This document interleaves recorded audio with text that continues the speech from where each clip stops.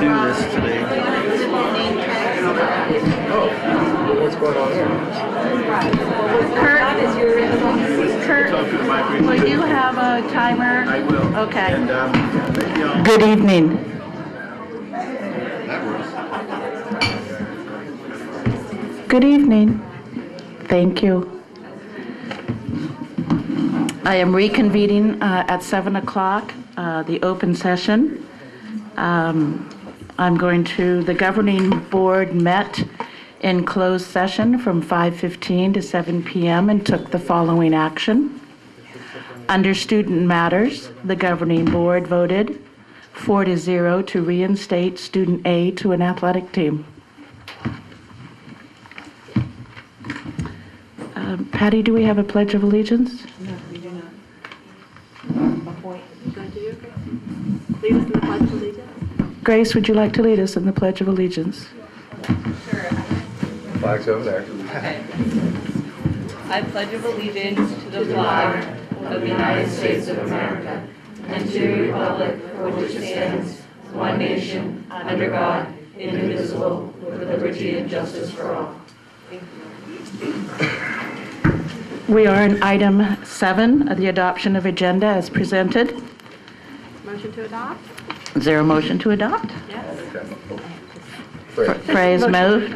Is there a second? I will second. All right, it's been moved and second to accept the agenda as presented. All in favor? Aye. Student? Yes. Vote carries 4-0 plus 1. Item number 8, student staff community recognition. Dr. Shuck?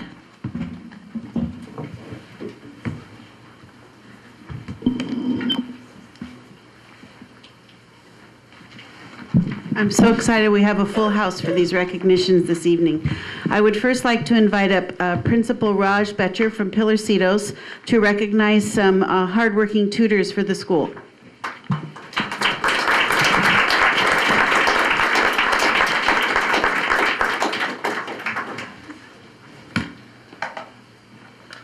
Good evening, all. The Cabrillo Unified School District, the Board of Trustees, the staff of Pillarcitos High School would like to recognize a few individuals for their dedication in helping our students achieve academic excellence at Pillarcitos High School. Before I call these individuals up, I'd like to read a quote by a woman, Margaret Mead. "Never doubt that a small group of thoughtful, committed citizens can change the world. Indeed, it is the only thing that ever has." Folks, as we all know, education is probably the single most important factor in a person's life to better that life for the positive. And the following individuals I'll call up and ask them to stand here and stand in front of the camera, receive their award, have helped our students in that cause. English tutor Jim Hawley, I don't think he's here this evening. Math tutor Nancy Zabo. Math tutor Chris Orman.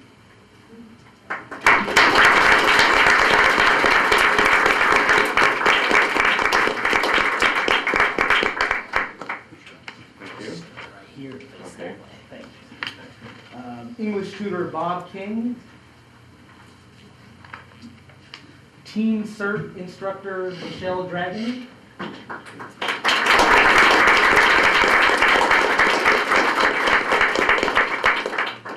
And I'd also like to call up her security guard, Dave Prosper. Come on, folks.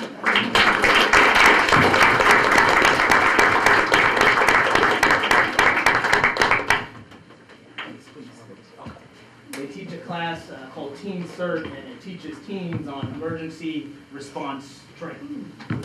Awesome. Yeah. Garden Club Director Rini Fagoni. Art Tutor Jesse Warshauer.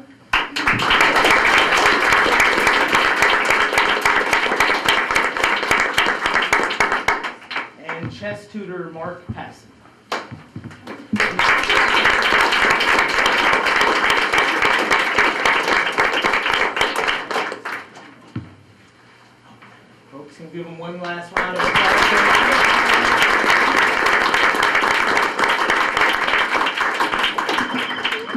On behalf of the board, we thank you.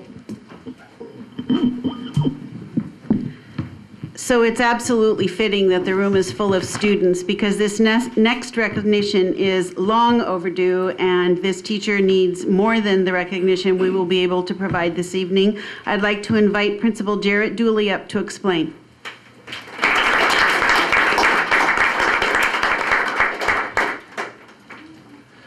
Thank you, Dr. Shuck. I have the pleasure tonight, this is one of my favorite things to do, in honoring our students. So we're going to start with our students, even though Dr. Shuck alluded to a teacher. We'll save the teacher for last. We at CUNY Intermediate School have had a long-standing program run by a very special teacher on campus for a very long time, positively contributing to our overall student and staff climate and culture. That is our leadership program. It is run by our leadership program director, and it is a student-led, almost entirely student-led program. The students make plans, they execute them, and they come back and they talk about it, and they improve each activity, creating new ones. Without our esteemed teacher leading the group, it really wouldn't happen. So he actually deserves a lot of credit as well. My assistant principal and myself spent a lot of time putting together an application to receive a very distinguishing award from the San Mateo County School Board Association, and we received notice a few weeks ago that we were successful in receiving a Kent Award from the San Mateo County School Board Association.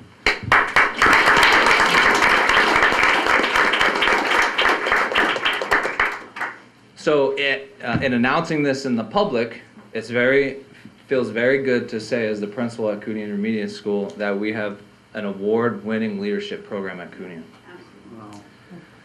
So what I want to do is recognize a few of the students that have contributed a lot of time and energy to the program this year. They are our ASB officers that stay in the program year-round.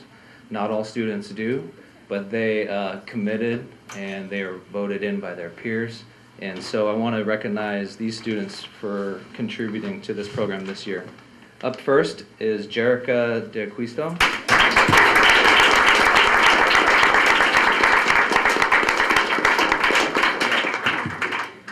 We give high fives at CUNY. Yeah. Stuart Yeager.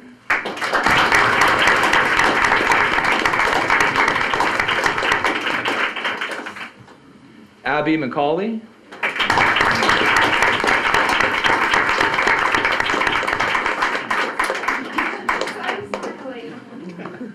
Mackenzie Mell.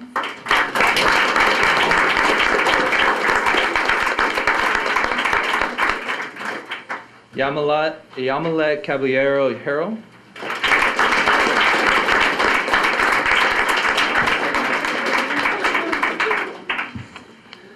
Cassandra Acosta Garcia.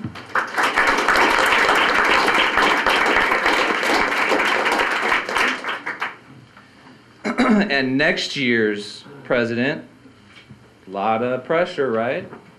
Lauren DuBose.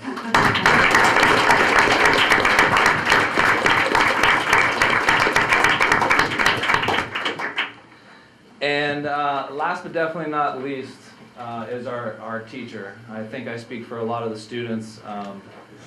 His reputation definitely precedes him in a good way. I really mean without this individual, this program, and the overall climate at our school site would be vastly different. So a big round of applause for our leadership program coordinator and teacher, Tom Cox.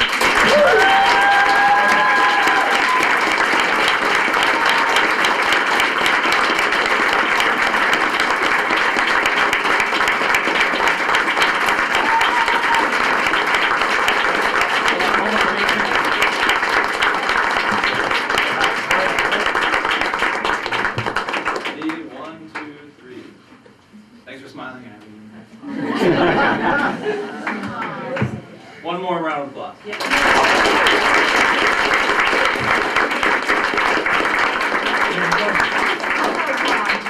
Oh no, come on. What? Few words, Mr. Cox. Tom never has anything to say, though. I'm a very shy person. There's other students here, like I see Sophia and other ones, and Abby and different people.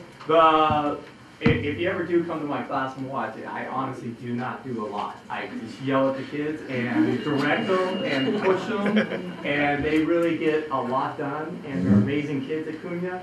And it's an amazing place, and of course my philosophy is always I think kids need to have fun, and they've heard me say this for years, and the more active they are and the more they enjoy the school, the better school is and the day is. So my whole thing is get them involved, have a good time. So they're great kids, right?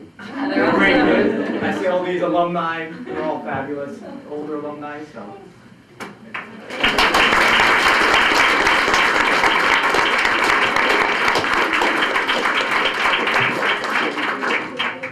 And for our last recognition this evening, I'm going to invite two board members from the HEAL Project, Denise Phillips and Jason Moselle, to speak about our award winner who isn't here this evening.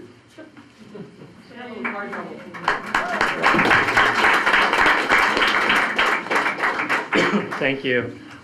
So we are very happy to say a few words about Cher Quade. She's the departing, unfortunately, executive director for the HEAL Project. And she came on board with the HEAL Project at a pivotal time in our history in 2013. And as we move into our 10th year of growing healthy kids from the ground up, she helped us to professionalize our organization, streamlining a lot of the processes that we had in place, getting us much needed administrative assistance, improving our social media presence. We have a vibrant Facebook page, which I invite you all to join. And like, yes.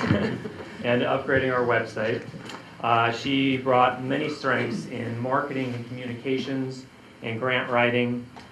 She also worked with CUSD to get us an actual office, so we thank you for that generous space. And she's also helped us to solidify our existing programs, including our curriculum, which we, to echo what was just said by the teacher, believe should be hands-on and experiential. We want the kids out in the dirt learning about plants and how they can help their health and the health of our community. She's also implemented a robust intern program and improved the infrastructure at our San Mateo Community Farm. She came on board at a time when we were really ready to expand, and she really helped us jump into that next phase. She's helped coordinate more field trips from local CSD classrooms out to our local farm in Moss Beach, which has been great. She helped us secure a really large specialty crop grant from the CDFA for implementing a tasting program. So the idea of one of those blocks is to get more specialty crops, which is virtually anything that's grown in the state of California, into people's kids' primarily mouths. So now we're back on the El Granada campus. We have tastings there. We have Fairland View and Hatch. We've also partnered with Boys and Girls Club and also CCP, the on-site child care programs on the campuses. So that's been a really nice expansion for us. She was really instrumental in helping us hire our next executive director, Amy Krukowit, who's not here this evening, but we're very happy to have her on board. Amy is a real leader in the community as well. Many of you may know her from various things she's done. But she is ready to help us take that next step as we expand within CUSD and also beyond to Over the Hill. We have a lot of groups that come to the San Mateo County School Farm from Over the Hill. We target low-income schools, and we have transportation subsidies so that they can come out and learn where their food comes from. You'd really be surprised how many kids say the grocery store when you ask them where broccoli comes from. So they get the chance to come out, plant something in the ground, and then they come back on a second field trip and they harvest it and taste it. So that's been a really great move for us. So we wish Cher all the best. She's going to join her husband in Maine, who took a job there a year and a half ago. So they've been having a long-distance relationship, and they are together again now. So we will miss her, but we wish her all the best. So thank you for honoring her with this certificate.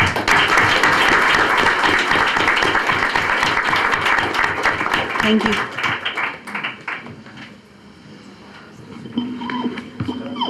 Thank you. We are on item number 9, comments from the public related to items not on this agenda. I have 2 green sheets. And before I call up the individuals, the public comment portion of each meeting is an opportunity for the public to address the governing board, and we appreciate and value input from the community. However, California public meeting laws prohibit the board from discussing any item that is not on the posted agenda, so therefore will not be able to respond to any issue brought forward at this time. But if you'd like to have an item placed on the future agenda, please contact Dr. Rourke and we'll get it done. So with that said, Ms. Pantera?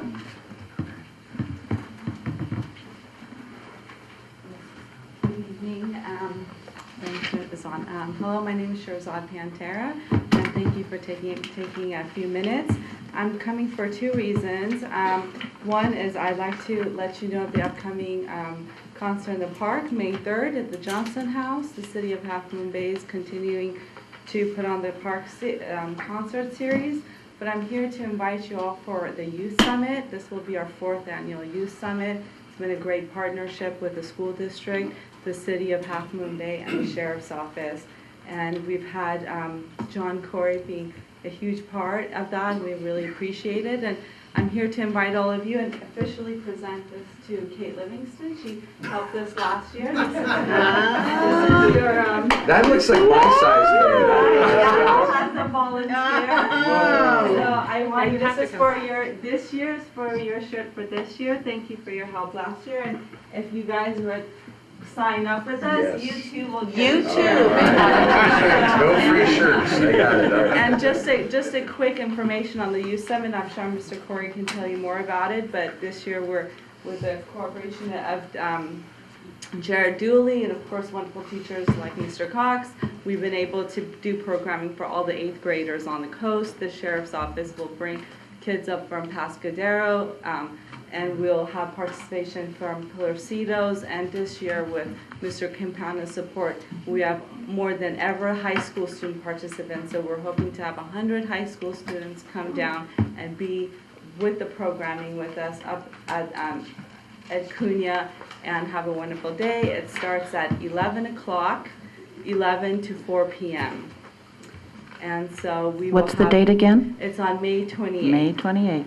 May 28th. And if you have any more questions, please, you can either ask me or ask John Corey. He's very informative. But I wanted to officially come and invite you and thank you for your participation. Thank last you. year. Thank you. Thank you. Rick Southern? Thank you. I didn't bring any T-shirts. I find out that's the way to get people's attention. I could be bought for something Persuaded, else. yeah. So I'm here to promote sort of an alliance between the immersion program and CCP. I have a daughter that's in the 8th grade that's in the immersion program, and one of the things that we found is that there are very few opportunities for the immersion kids to do public service in Spanish. And if they want the top bilingual designation, they need to have 20 hours of community service.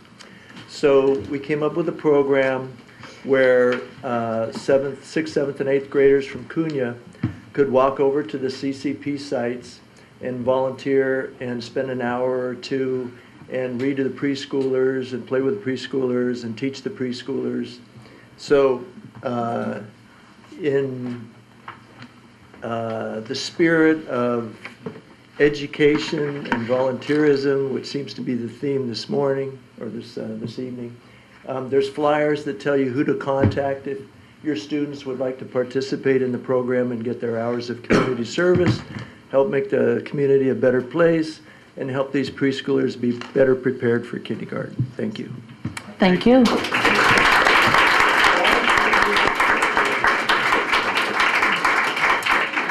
Brings us to item number 10, representative reports. Is there a CUTA report, Mr. Cox?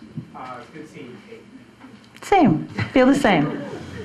I'll do it real quick. I gotta walk the kids back. We're supposed to be eating spaghetti too. No, real quickly. Excuse me, I got a T-shirt. Where's the plate of spaghetti? Over there. This is more on a personal thing. The teachers want Dr. Rourke to know, Tony, that they're very sad to see you leaving. They feel that there was a connection and that teachers were feeling that we were starting to work as a cohesive group. So just from the teachers union, we're very sad that you're going. So thank you for your time, and we're sorry you're not going to be back next year. Thank you. And go A's. Hey, Warriors. CSEA report. Stieg, are you here? Oh, there you are. Here. Good evening. I don't have very much either. First off, I want to mirror what Tom said here, is that they're classified in the District 2. We are very sad to see Dr. Rorick to leave us. He has been a great asset to our district, and a lot of good changes have happened. And I want to thank you for the time you have been here. Yeah, full speed. There is testing going on Chromebooks. Has been really a good experience, but we have been on our toes. Since every class has been able to do their testing. So far, it has been going really good. Has been just a couple of small hiccups, but not any big ones. Yeah, and you see it's happening all around here for the guys out in the field. There's construction everywhere, starting here now and spilling away. So it's going to be a very full and interesting spring here. Thank you. Thank you. Brings us to item number 11, reports, information, and presentations. We're going to receive a report on the Half Moon Bay High School alternative to suspension proposal. Mr. Corey?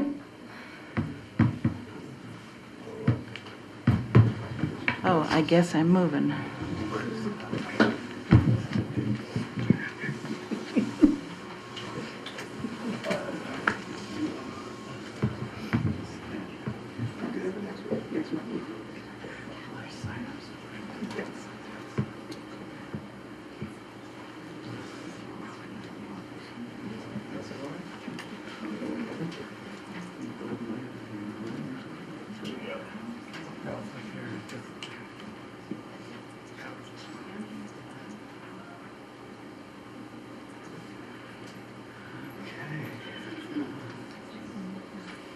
Thank you, President Livingston. Good evening, members of the board. This evening we are presenting a Half Moon Bay High School alternative to suspension proposal. I think many of us who have been around a while continue to hear about the initiatives that are taking place to lower suspension rates, lower expulsion rates, not just within our district, not just within our county, but also within our state. We have engaged in a process this year up at Half Moon Bay High School that Mr. Campagna is going to tell you a lot more about as he presents the presentation to you. I have been a participant in that process, and while the voices of adults have been very meaningful, I may quickly say that the students at Half Moon Bay High School that have participated in the process have been not only very involved, and I don't think just because of the pizza lunch, but also just because of the opportunity to give meaningful input to how students feel, not just from their own personal experience per se, but from their friends at the high school about being suspended and the adverse impact, not just academically, but also socially as well. So it is one of our LCAP goals this year to reduce the suspension rate, to reduce the expulsion rate, and I really want to commend Half Moon Bay High School leadership and also the students that have been involved for embarking on this process. There have been a lot of interesting ideas shared by students, some of which I find myself shaking my head, and some ideas I'm saying, oh no, I don't want to go back to any endangerment or any precarious position for the district. So it's been a learning process for me as a professional, and I think it's been a learning process for our students as well. Sometimes the answer has been no, we may not do that. That is a violation of the California Ed Code. That is a penal code violation. But it's been a learning experience together. I do not look good with stripes on me.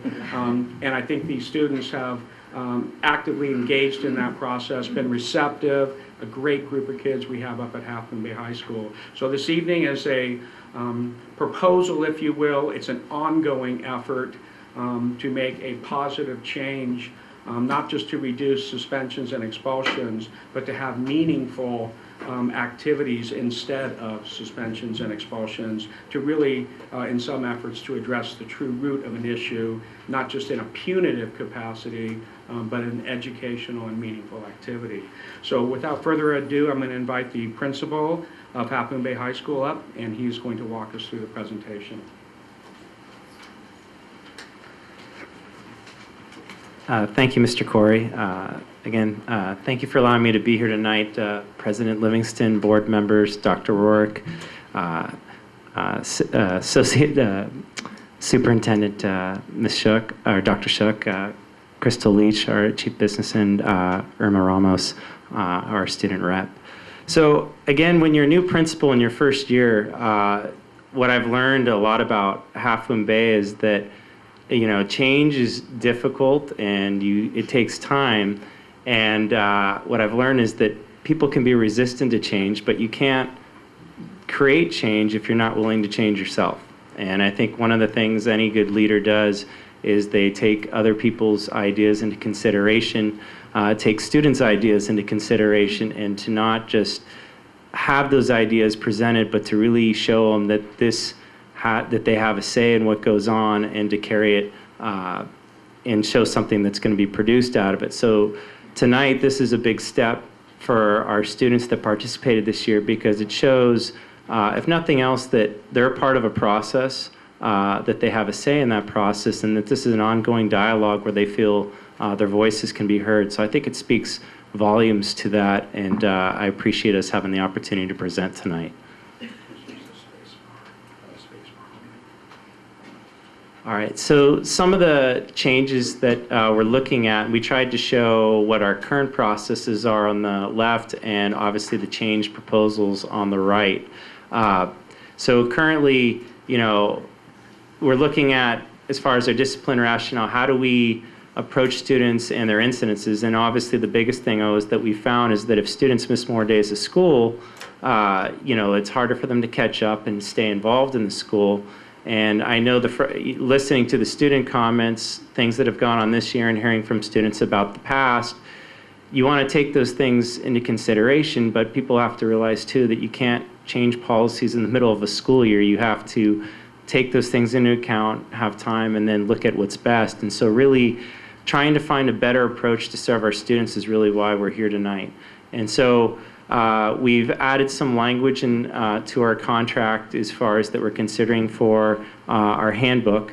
And what we're really talking about there is general procedures, kind of the information that would be shared with families as far as the process of how we communicate, the steps after that we take when they are dealing with any type of potential disciplinary issue, and giving them up-to-date information. So really outlining what our level of responsibility of giving them support and communication, and really making it a little bit stronger. How can we provide better information, make them feel that there's not just a consequence, but there's a solution, and that the solution is not just sending a kid home, but what are we going to do beyond that? And that's really what we're talking about, and that was where some of the great ideas came from the students. And I got to be perfectly honest, they're a little bit harsher than I am sometimes as far as the consequences that they proposed. So really to give this a chance to kind of look at what we could work on. There's so many things you could talk about discipline-wise that we tried to just keep it down to a couple things. And really we started with looking at possession and use of alcohol and marijuana. We didn't include sales because obviously sales, there's the restrictions in California Ed Code becomes a lot more restrictive about what you can and can't do. And so we talked about what the consequences would be for each of these incidents. And right now under our current setup, pretty much anytime a student is in possession or use, it's an automatic 5 days. So the student goes home and they come back 5 days later, and if you have a student that has issues that are going on, sending them home for the full 5 days is probably not the best choice. Obviously, sending them back to class for the day isn't going to work either on the same day, but trying to find the middle ground. So what we've talked about incorporating is a counseling component. And so what we're looking at this year coming up is having where suspensions would be reduced from 5 days to really down to 3 days on first-time offenders, with the component that there would be counseling involved in it. So the week the student is suspended, they wouldn't be able to do the counseling. They would do 4 sessions of counseling, 2 sessions per week, with anywhere from 15 to 30 minutes with our on-site person from SOY, which stands for Strengthen Our Youth, where we currently have a grant.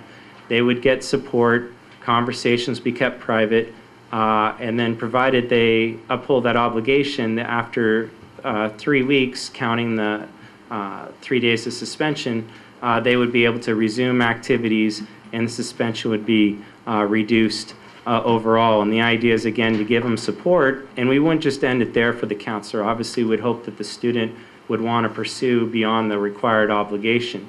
The one thing that does get left out within the, that I forgot to include, that's an extremely important element, is that while we're talking about reducing suspension, it still doesn't include the fact that legally we have to contact the police. And so there's still those requirements, but we have a good relationship with our sheriff's department, obviously with our SROs, and a lot of times, you know, we can't determine what they would do related to an infraction that occurs or a violation, but the reality is usually there's a lot of working together. So that's the component on the slides that is missing from the information. So I kind of outlined the first offense already, so I'm not going to go back through that. But also the idea too is that, you know, we want to keep kids connected to schools. If a kid's out under our current policy right now, if a kid is suspended during any particular season, they're out for that season plus 2 additional seasons. And so as much as possible, we want to not say that there's not a consequence, but we want to, like I said, rehabilitate or work with the student and the family and find a way to get them back, whether it's athletics, whether it's a school play, band, so on, and get them involved. And so this is really what we've been kind of working towards. The other 2 components I talked a little bit about how they would be out for roughly 3 weeks from sports or school play or so on, but I didn't talk about they'd also be required to do 10 hours of community service. And so what we're looking to do at our site is create partnerships with New Leaf and other organizations, and obviously the Boys and Girls Club, where they would donate time to fulfill those hours. And so the idea is that we want them to give back to the community, feel connected, and also to have a learning experience out of that.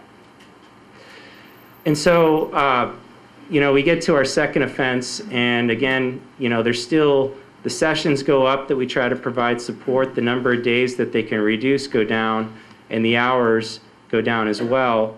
Obviously, after 1 infraction, they would be out from their sports team for the season, and then they'd miss, what our current setup right now is that they miss, if they get in a violation now here in the spring, that they'd be out for that season, and then they would miss the fall and winter sport. But that would be under this if there was a second violation. And then obviously as we go, you know, then you get a little bit more serious, and now they've had 3 times, and what we're looking at there is really the student, you know, after suspended for 5 days, they would be removed from the sports team plus 2 additional seasons. So they'd be removed again, and but they would be recommended for expulsion. Now that doesn't mean that they would necessarily get expelled, but that would be our recommendation. One of the pieces we look at again, while there's the process of going on, is, you know, because obviously that's a board decision, is kind of what have they done in the meantime. So have they participated in the counseling? Have we been able to provide them other sets of resources to help accommodate their needs? Because again, our ultimate goal is to serve the student, not to find a way to remove the student. And then obviously as we get a little bit farther along, if it's a 4th time, 5-day suspension, and we recommend again for expulsion, you can see that when we get to the 4th offense, you know, obviously we'd still try to provide them services, but at that point, I think it really comes down to, you know, how long do you let it persist, and how much are you really helping them, and how much are you working with them. And so I think there's that fine line between helping and enabling, and obviously we want our kids to learn, and everybody makes mistakes. But I think there's also the point too where hopefully, giving them the support along the way, we never get to this step. And so I'm hoping we never see this step while I'm here. And so that's the end of my slide. Sorry, I feel like I'm going in and out here. If there are any questions, the one thing I do want to kind of recognize, and John did a great job of kind of talking about the process. And like I said, as a new principal, you hear so much about what you get feedback from parents, you get feedback from students, and then really teachers and community members. And so trying to find a way to get everybody involved and also to take steps that are positive is really the challenge. And so we started out with 18 students, and then we ended up with 12 that stayed involved through all the sessions. Obviously, the pizza turned away probably 6 of those students. But I wanted to at least recognize them here tonight. I can either have them come up or if that's all right. Yeah. And so Absolutely. I want to recognize them, and then I'm going to recognize 3 adults. So I know all of them couldn't make it, but they're all aware of it. So here are the following 12 that took place in this and started a great foundation for our school.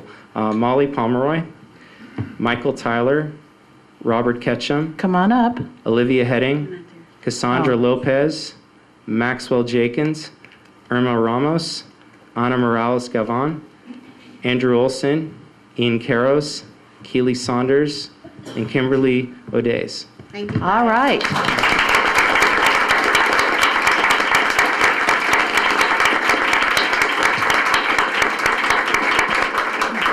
And 3 adults I want to recognize quickly before we wrap up here is how we started this project is we talked with social studies.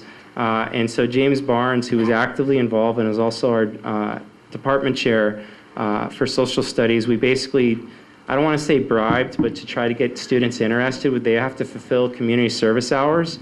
So we put it out to our social studies classes to get interest and the motivation to get them there. And it was great because I haven't heard a whole lot about when do I get my hours. I've heard more about how are we going to make change. That's great. And so it's nice to be able to focus on it. So I'd like to recognize James Barnes if he'll come up. I know he's hiding.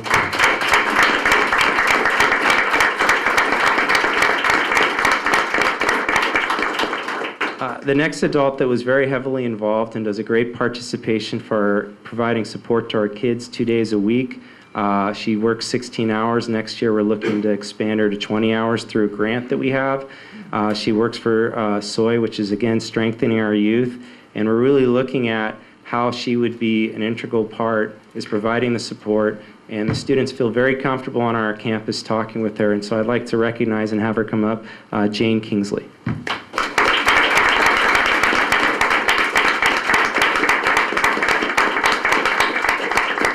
And lastly, I know he probably doesn't want the recognition, but he was a great asset to this process. He came out when I sent the emails, and I know it's hard and his schedule's extremely busy. Yes, he already told you that he shook his head many times, but he listened with eager voices to students what was going on. But a lot of this and why we're here tonight would not have been possible without John Corey.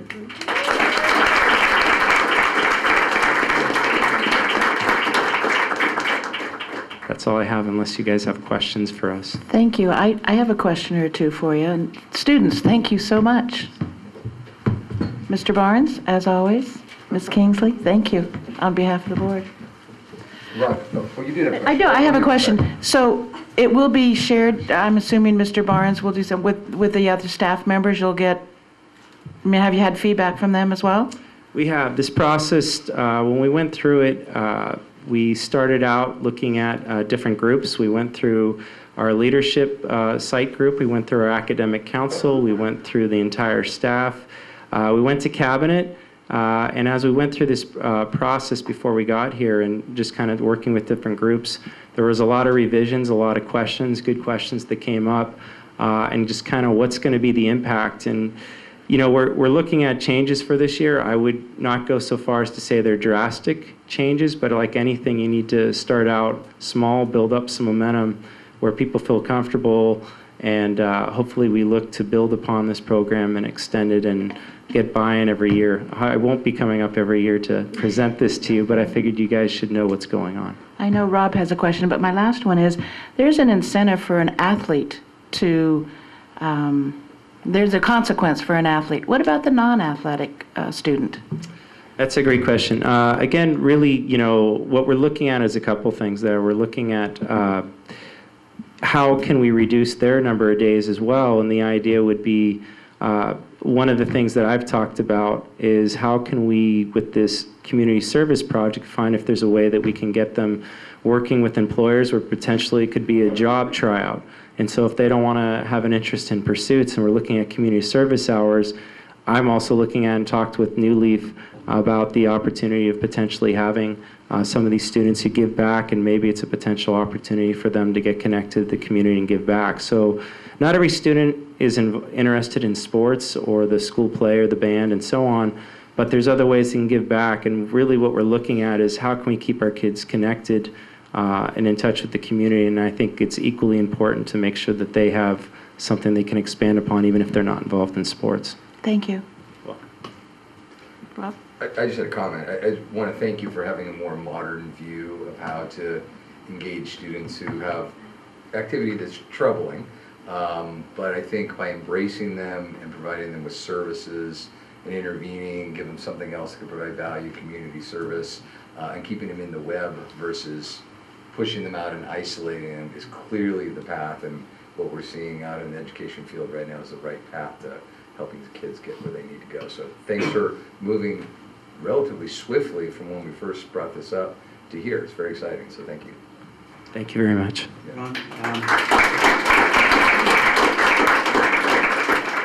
Just a small point. I think it's critically important that you're doing this, and I thank you for helping to push this along. One of the challenges of the board is thinking about when you expel a student, what they will be doing during that expulsion time, and I would hope that this could serve as a model for a better future for those sometimes very empty hours that become necessary because of policy, but they are a huge concern for the board, and I thank you for opening up this question more broadly. Thank you. And again, I'm hoping that this is the beginning of a project that every year is going to be under evaluation, looking at how we can modify and add things. There's a lot more we'd like to add, but we're just not there yet. And so I think you got to start out small, work with what you can do, and expand from there. Absolutely. Freya, Thank anything? No. Thank you. Thank you very much.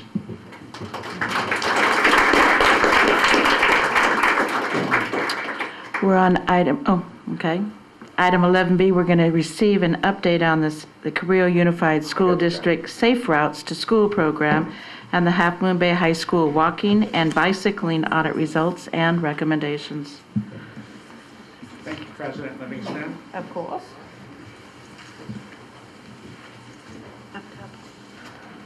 You know, when you hit 50, they say the eyesight definitely starts to fade, and I think I'm in agreement. You can have a vision service. John, you're not 50. Come on. I know. Thank you very much. I do appreciate it. We have a vision benefit. While we're waiting, do we have a Warrior score? Is there No Warrior scores. No. Quiet. Baby. So thank you very much, President Livingston. And continuing the positive momentum this evening, we are honored this evening to come before the board to share a variety of good news related to our Safe Routes to School program. We have been involved with this county-funded grant program for several years, and it's with great excitement. I don't want to get to the last slide of the presentation, but there is good news again for continuing the momentum involved in this program. I'd like to invite up Carlene Bodenauer to begin the presentation. But if we would be so kind, I have a variety of different hats in the district and get to facilitate a lot of great projects, but without question, without her leadership, specifically in this project, our schools, our students would not be as safe without her involvement. So kudos to Carlene. And she's going to share a lot of updated information, and my favorite slide is the final slide, and I'll leave it at that. I just want to say before I forget to do this, first of all, thank you to Mr. Corey for his ongoing guidance and support. He stuck with me through this, and I appreciate that. And also thanking all the school administrators and the staff there for their participation. Without them, it wouldn't be. and for all the community partners. There's so many people that are involved, and I just know that I'm going to miss someone important, so I just wanted to say that before we kind of got into it. So as it was stated, we're going to be doing a goal update for 2014-15, and then we're going to be talking about the recommendations for the Half Moon Bay High School walking and bicycling audit. So starting with the first goal, which is really to just facilitate safety at school sites.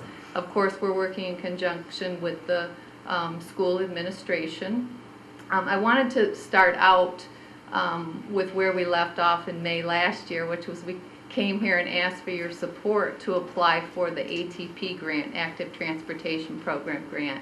And what ended up happening is it was going to require money to be able to prepare the grant, which we were not able to come up with the funding, so we did not end up applying. But I wanted to say that because that's what we left with in May last year. The good news is that one of the projects that was part of that application would have been stop signs over by the Cunha parking lot and library. So the city has continued to work with us on that, and they've actually put the posts in, and it's in process. So we are going to have a 3-way stop at Church Koreas, and there'll be a stop sign at Cunha parking lot as well. So that's good. And the city's also been working with us on, you know, when you have the intersection, you have the signs that come up there like a yield sign. Most of them say school crossing kind of thing. Those are coming down a lot. People are kind of plowing them over with their cars. So we've been working with them, and they've been doing a good job of getting them back up for us. So a good communication between us and the city. The audit we talked about, and we'll talk more about. The beautiful thing is we had a little under $10,000 in small infrastructure money, and we had planned to do a lot of the Farallon View and Hatch audit recommendations that were Cabrillo Unified's responsibility.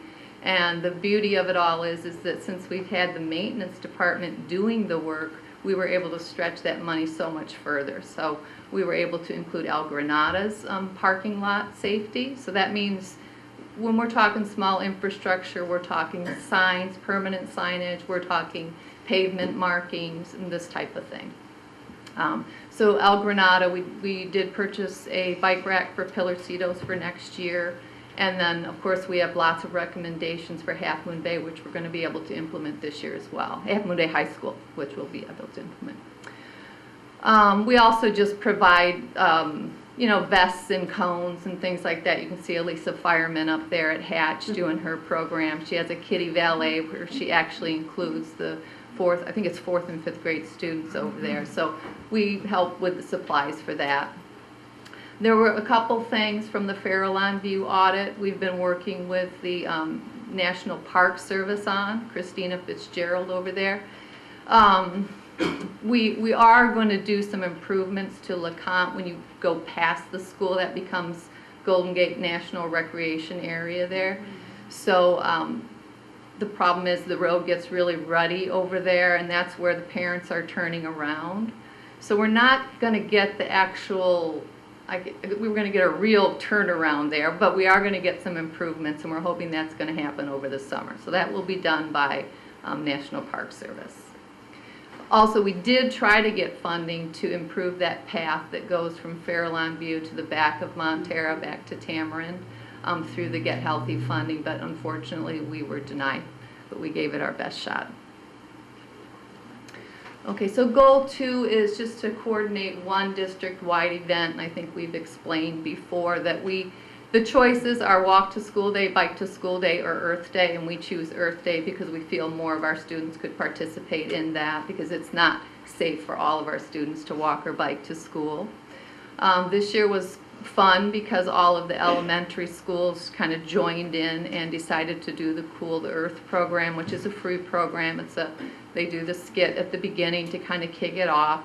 And then we've talked about this before where there's a coupon book where students actually take actions to improve the environment, and they get little prizes and things to go along with that. So this is actually in the wrap-up phase right now. The schools all did 3 to 4 week programs, and they're all kind of doing their celebrations right now. we had actual coordinators at each school, so that worked out really great for me, especially. For the high school and Cunha, we are doing recycling assemblies and Be Seen Keeping It Clean events. We did Recycle Works along with Allied Waste put on assemblies at Cunha for all the science classes, which were around the 4 R's. So it's recycle, reduce, reuse, and rot, which is composting basically. And so all the students at Cunha went through the assembly. And I've been noticing around the school that they've been doing some follow-up with some amazing posters and things, so that's great. And then we'll follow up over there. We haven't been able to set our date yet, but in May we'll do a Be Seen Keeping It Clean event similar to what we did last year, and you're seeing the picture there from last year, where we did a homework trash collection. So we also hope to do the same thing at Half Moon Bay High. We're just kind of in process of figuring out dates for that to happen. So we don't have a deadline, it just needs to happen by the end of the year. I guess we do have a deadline. And then our goal 3 was really just to collaborate with the community to provide education and encouragement for safe walking and biking and the environment. So we started out the year by sending out safety information tips to all families in their back to school packets. We've actually for 2 years done a Y Bikes program over at the Dolphin Club at El Granada, and I don't think we mentioned that last year. It's actually a very amazing program where 12 students in the Dolphin Club get to learn about safe biking, how to take care of their bikes, and then they actually get to go out and do several bike rides as a group. And what I love about it most is that then they present to the 100 students in the Dolphin Club at the end, and they teach them how to, ride safely and also how to take care of their bikes. So that's a free program that the YMC offers. We did a Moonridge apartment event, which was amazing, with the Silicon Valley Bicycle Coalition. Of course, we're looking for as many free programs as we can get. This is another free program. And the Bike Mobile, I don't know if you've seen that around, but it's an amazing, just a van that rolls up and has everything you need to fix your bikes. So they just fix bikes for free. So the Silicon Valley Bicycle Coalition did a little seminar for the students, and then they brought bikes, so they got to learn some bike skills. And then in the meanwhile, bikes are being fixed, and they fixed, I didn't do any of that, a lot of bikes. They said 35, but it had to be more than 35. People were there before they could unload the van, and the guys stayed until dark. They were just super incredible, and really wanted to thank the management at Moonridge because they really got the word out to people, and the Sheriff's Activities League came and gave out refreshments, and it was a real cool event. We hope to do that again next year. And then, of course, we will be involved in the Youth Summit again for the 3rd year. We bring in the bicycle obstacle course and the rock climbing wall and the bike blenders to make the smoothies. And we give away a bicycle and a helmet. And, of course, that's always a positive thing. Looking forward to that on May 28th and hope to see you all there. And then, of course, we already talked about the environmental education component and working with Recycle Works and Allied Waste and the Cool the Earth people. And then our 4th goal, of course, is mandatory to evaluate. When I look at, we do an online parent survey, and we got about 100 responses this year from parents, which is about the same as last year. I like to look at what is it that the concerns of the parents. For me, that's like the most important part of the survey. And so like the top 3 concerns, and have been for 2 years in a row, are basically traffic related. So too much traffic, speeding traffic, unsafe intersections. There's also things like no crossing guards and sidewalks and paths, of course. And in our district, of course, distance to school becomes an issue as well. And then you can see last year some of the issues that were not an issue this year. And then here are the student survey results. So the teachers do survey all of their students. And this is over a 2-day period, how they come to school and how they go home. The thing that we really are paying close attention to is the family vehicles, and our goal is to reduce. So we got a 1% reduction there. Truthfully, we're not seeing a big change in numbers because obviously there's a lot of infrastructure that needs to take place for parents to be real comfortable having their children walking and biking to school. But I do feel that we're making progress. It's slow, but it's sure, you know, we're doing it. So now I'm going to just move right into the Half Moon Bay High School walking and bicycling audit results. This was conducted by Parisi Transportation Consultants. The county just tells us who we're going to work with on this. This was approved in it was done in the fall and then it was finalized in January. This did go through the city, so they looked at it and they agreed that the recommendations were reasonable. And they were not able to come, but they did want to come. And also Caltrans was kind of the same situation. They couldn't get a representative out here, but they have been with us in the follow-up and they're looking at, there were a couple points here that are Caltrans' responsibility.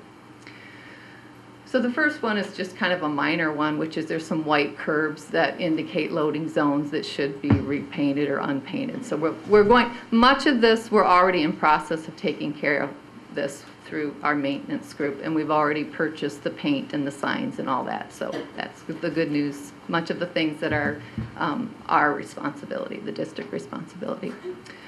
Signs to indicate drop-off, pickup in process.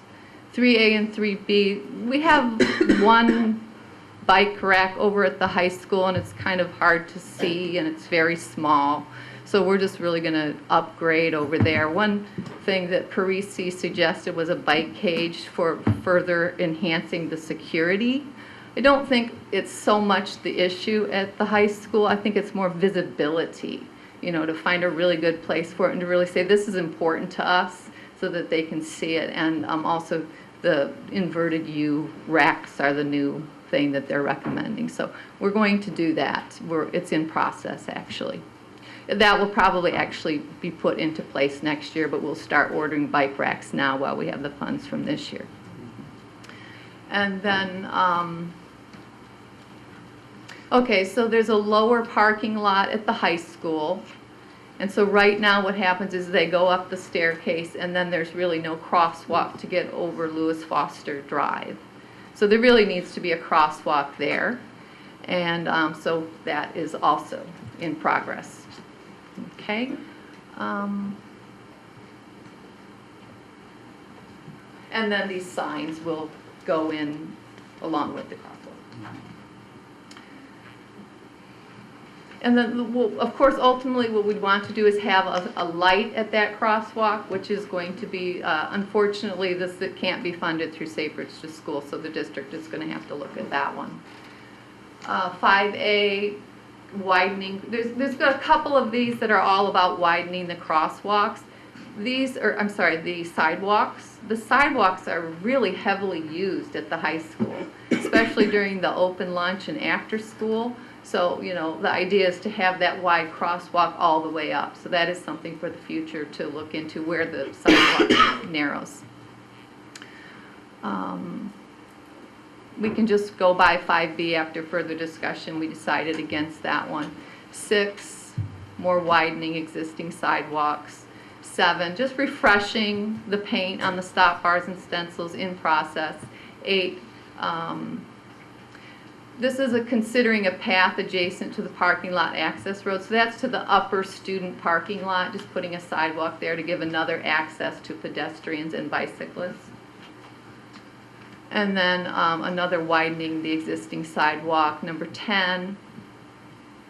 I think this is a fantastic idea, and actually parents, of course, are already doing, and a lot of parents drop off their students in the newly parking lot area. But to have a formal place in the future for drop-off, since we only have one entrance and one exit to the school, it would really help the congestion over there. It would also give the students some exercise to get up that 1/3 mile hill and back, you know, so it gives you a little bit of exercise and actually would be good for the Safe Routes efforts as well.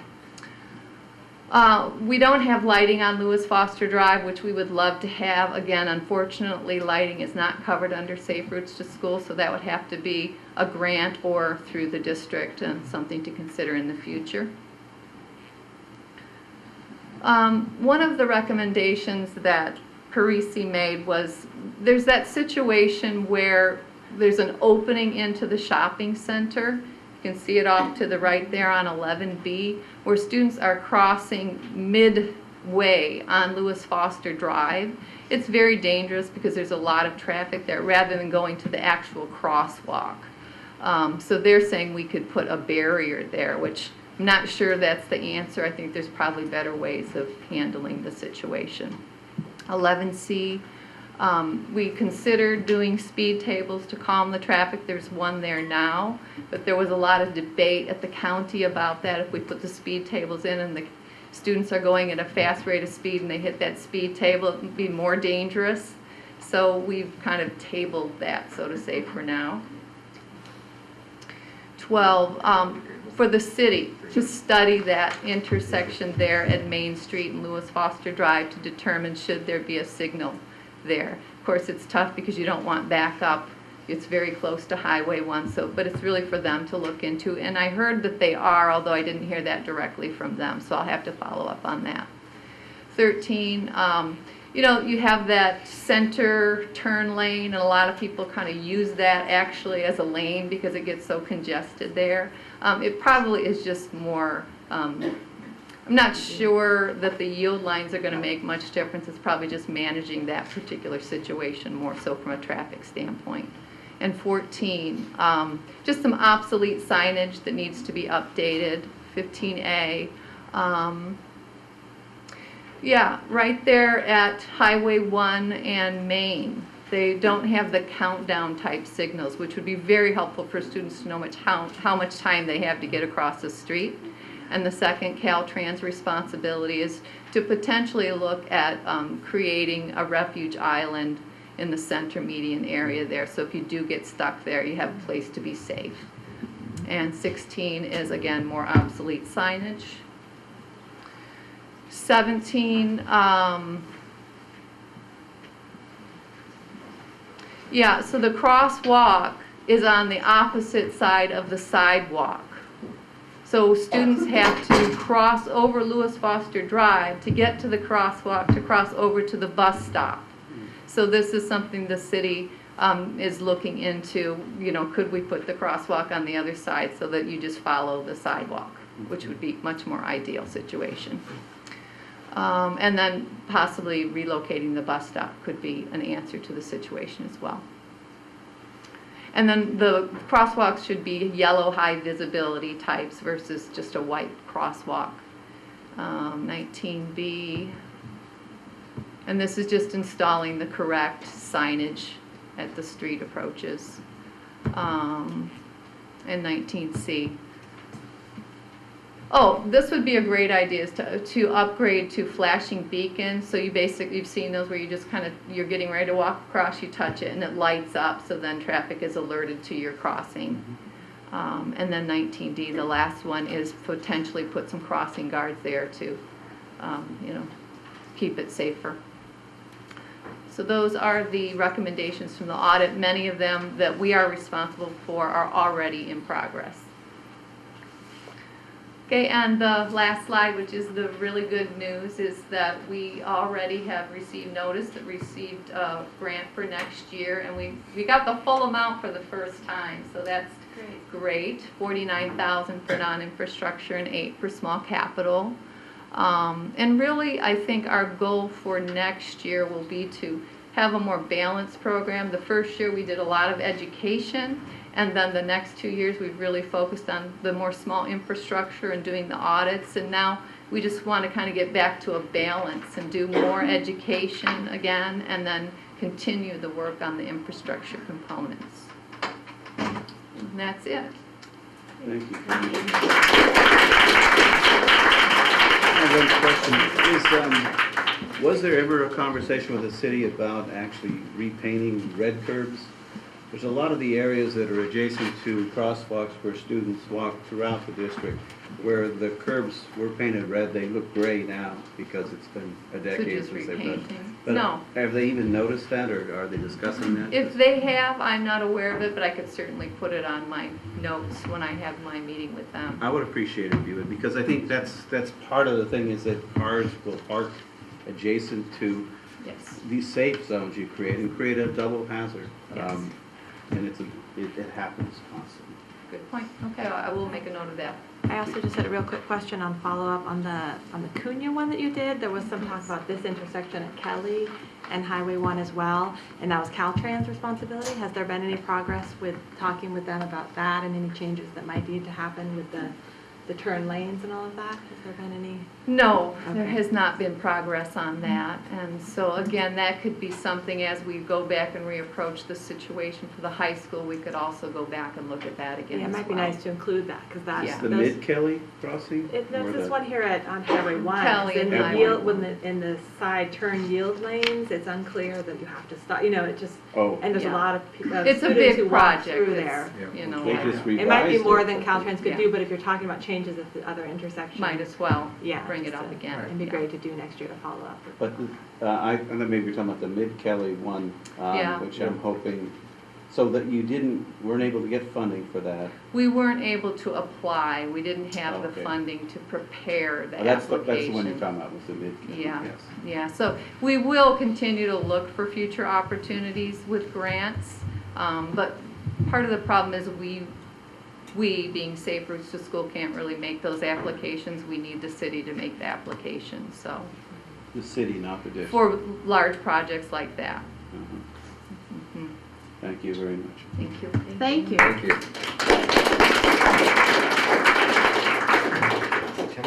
Thank you, John. I know. Suggest they shut the door. They can- Yes. You can tell them they can close the back door. It's a little chilly. Would you mind closing that back door? Anybody else chilly? Yes. Okay, thank you.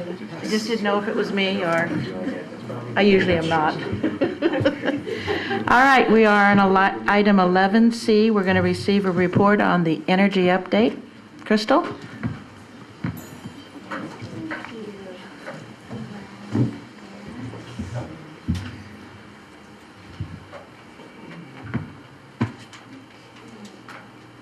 A few months back, the board had requested an energy update to where we were with our solar and a little bit about Prop 39.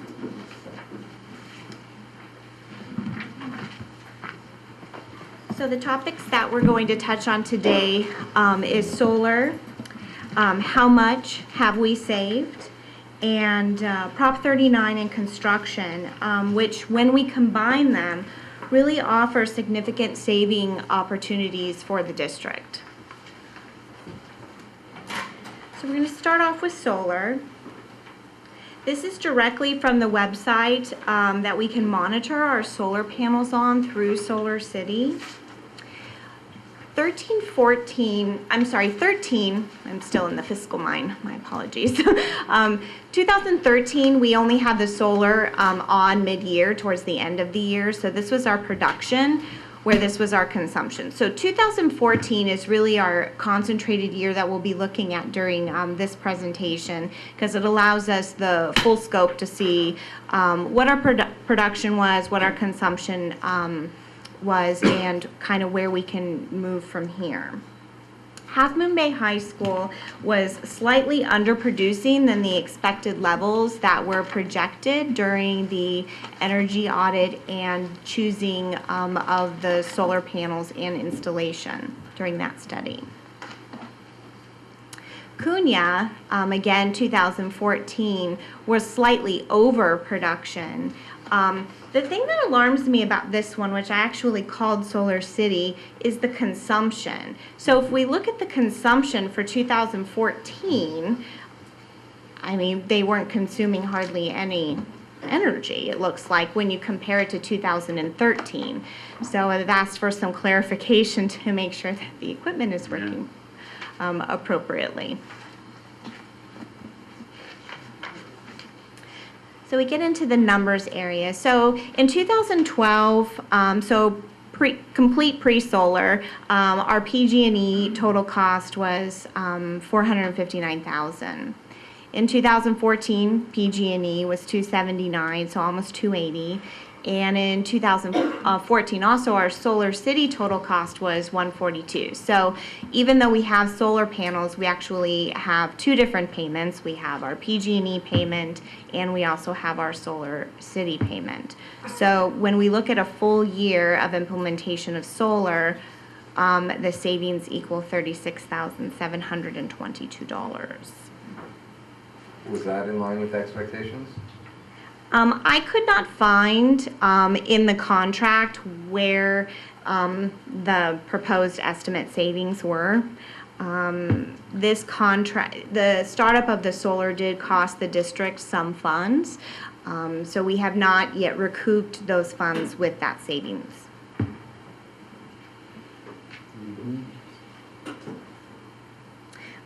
We do have, so the way that the contract was designed, we start our savings, so our the first year, which was 2014, our kilowatt hour cost was 0.16 for 0.1631, and in 2015, it's 0.1695. So if production goes up, even though the cost of the kilowatt hour still goes up, we're hoping to balance out within the next few years is when we should really start to see the savings. Is there only one rate, or that's just one tier? That's one tier. So they had different cost models for the high school location and for the CUNY location. They are not priced the same. Right, but there's a tier pricing for electricity usage. But the contract does not show that. It just shows the straight kilowatt hour over the next 20 years. So we did not the projected kilowatt cost. But the actual billing is not all at 16 cents a kilowatt hour. No, it is not. Okay. Increases over time. Over time, but what about usage? Do we have a flat rate of billing? I would have to check. Okay. I'd have to look at those. I'd have to look at the PG&E. You mean from Solar City? PG&E? Yeah, through PG&E.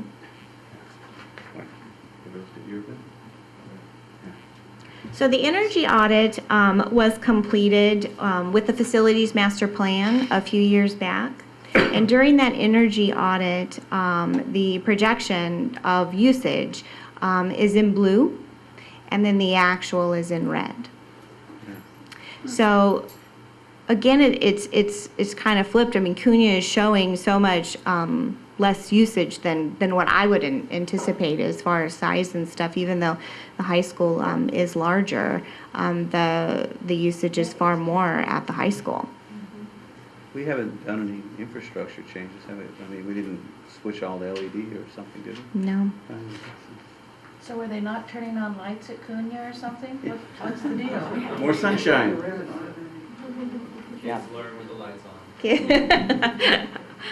He may be trying to convert some of his money.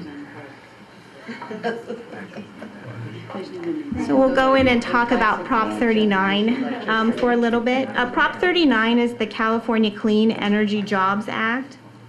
Over a 5-year period, Cabrillo will receive just under $722,000. That's based on 1 year of allocation multiplied by 5 years.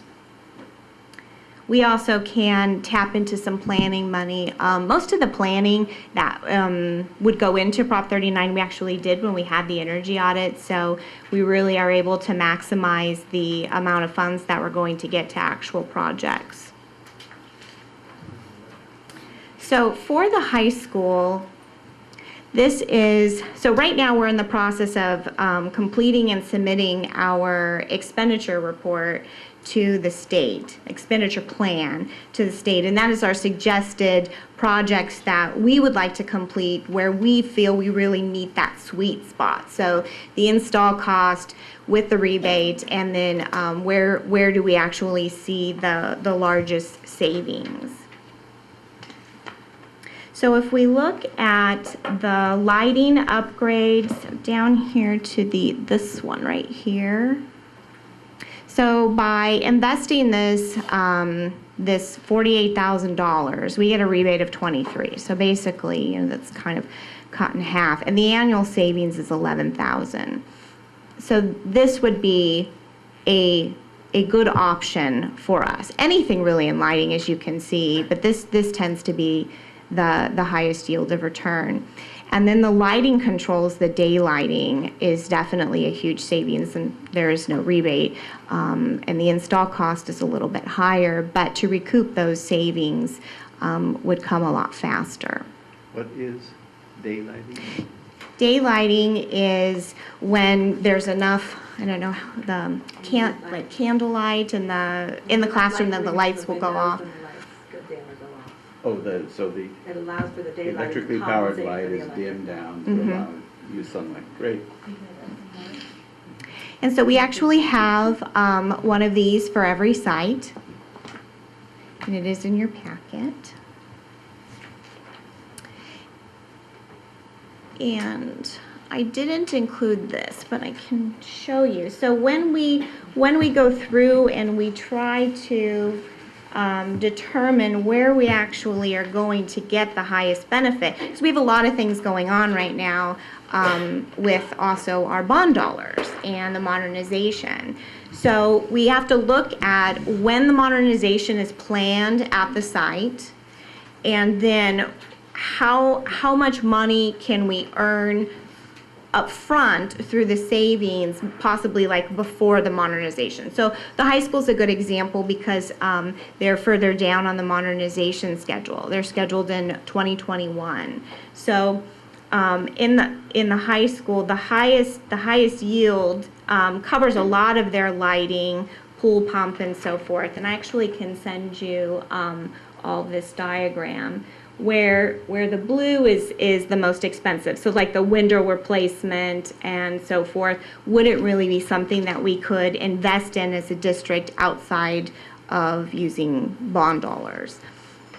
We wouldn't have enough funds within the Prop 39 funding to complete a project like that. Quick clarification then, all of these things for all the different sites, that's all Prop 39 funding that you're applying for, or this is just the cost from the energy audit, that some of this will be absorbed by the bond and some will be absorbed through Prop 39? Yes, through the energy audit, these are the items that are recommended to the district to yield the best savings and with a minimal install cost. So that actually there's an opportunity, so all the dates for the high school were 2021, but if we use Prop 39 dollars for some of them, we can do them sooner rather than later. Correct. Okay. So yeah, I'd love to see some kind of Prop 39 benefit or the Absolutely. And that could start as soon as? It's actually in process. We're getting ready to submit the expenditure plan to the state within the next few weeks. Once that's approved, then we can start planning that. Like one thing that is on there is the software that will shut the computers down at night if someone leaves the computers on. That's a very low cost for purchase, and the savings is fairly high on that. So that leads us into construction because, again, we really are in a unique spot to maximize our Prop 39 dollars because we are also doing a lot of construction. And what adds to our construction savings as far as related to energy is a program called Savings by Design, which is with PG&E. And a few weeks back, the construction team met with PG&E to discuss how we would go about being a part of the Savings by Design, which really looks at like our HVAC and our lighting, and there's certain degrees that you have to meet as far as savings go within the energy measuring technique that they use, which is actually above what Prop 39 requires. So the minimal things that we are doing with Prop 39, the Savings by Design really captures everything on top of it. We do have to spend bond dollars, but we would be actually moving in this direction regardless. So this is a great program for us to use that allows us to get some rebates. So these are rate rebates or equipment rebates? These are one-time equipment rebates. So rebates across. They are one-time. They are for new construction as well as modernization. Any questions? I don't think this is meant we covered in the years, but at some point it'd be great to have a report on the curriculum aspects and if there's been any attempt to tie the solar panels into any kind of science curriculum at the middle school or high school. I think we talked about it before. We talked about energy updates, but that'd be great. So I know it's not your bandwidth right now. But. Yes, thank you, sir. Thanks, Crystal. Thank you, Crystal. Do you have any questions? No. Okay.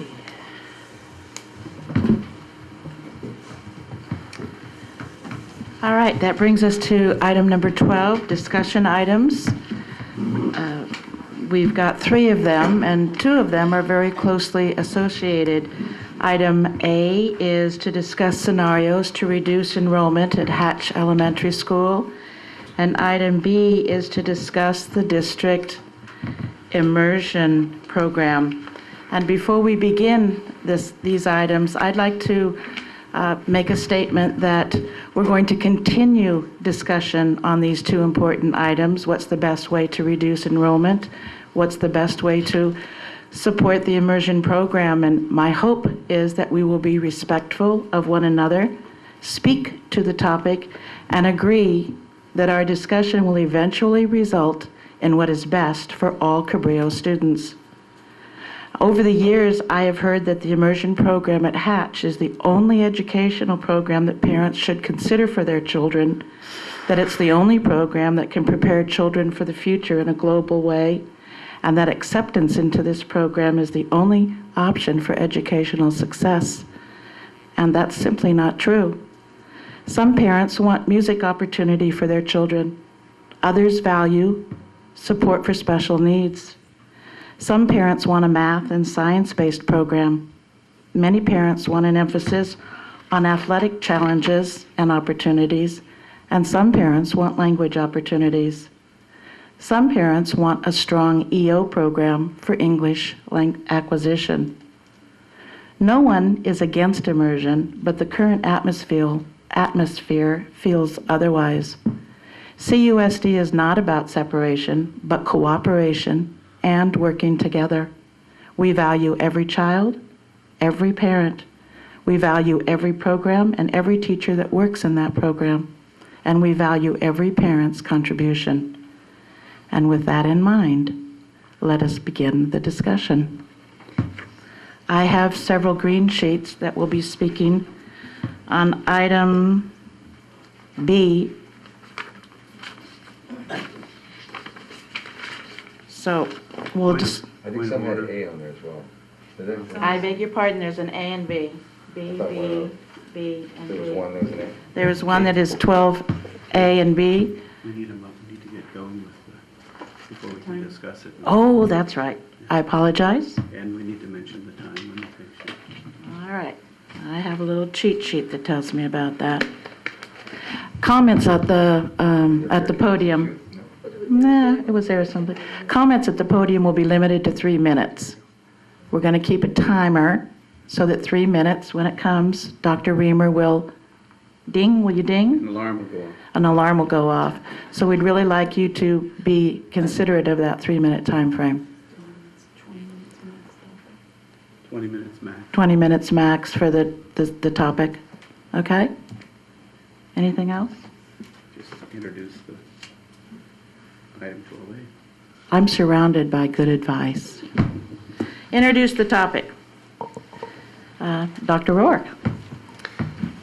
Yes, and typically we would want to, after introducing the topic, we'd want to hear from the public comment before our own conversation. But this topic is to discuss scenarios to reduce enrollment at Hatch Elementary School. And just to set up the topic before you call your speaker, community speaker, is that this topic is being brought forward this evening based on the governing board's concern expressed earlier this year regarding the size of Hatch Elementary School in terms of the number of students. We're currently at more than 650 students on a site that was designed for approximately 580 students. Assistant Superintendent John Corey provided 2 presentations to the governing board in February and March which leads us to this discussion this evening to begin to think about actual scenarios that could help reduce enrollment. All right. Claudia Frank. I'm a teacher at Hatch Elementary School, and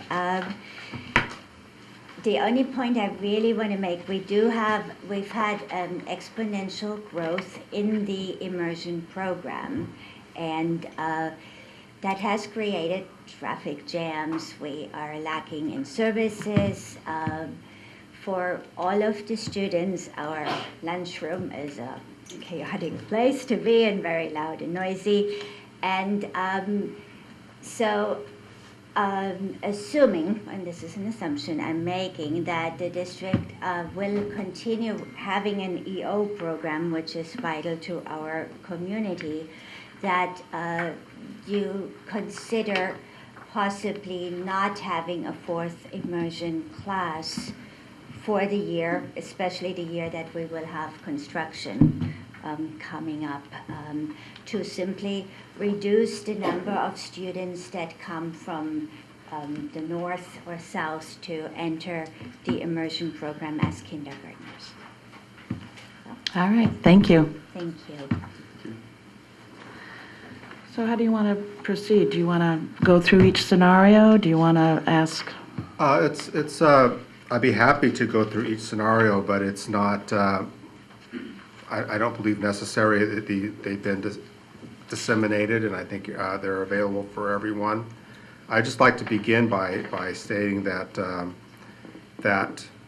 we all know that just to recognize and to acknowledge that the most significant impact on the large size of Hatch is the existence of two programs, and one that has grown significantly over the last 2 years in terms of enrollment.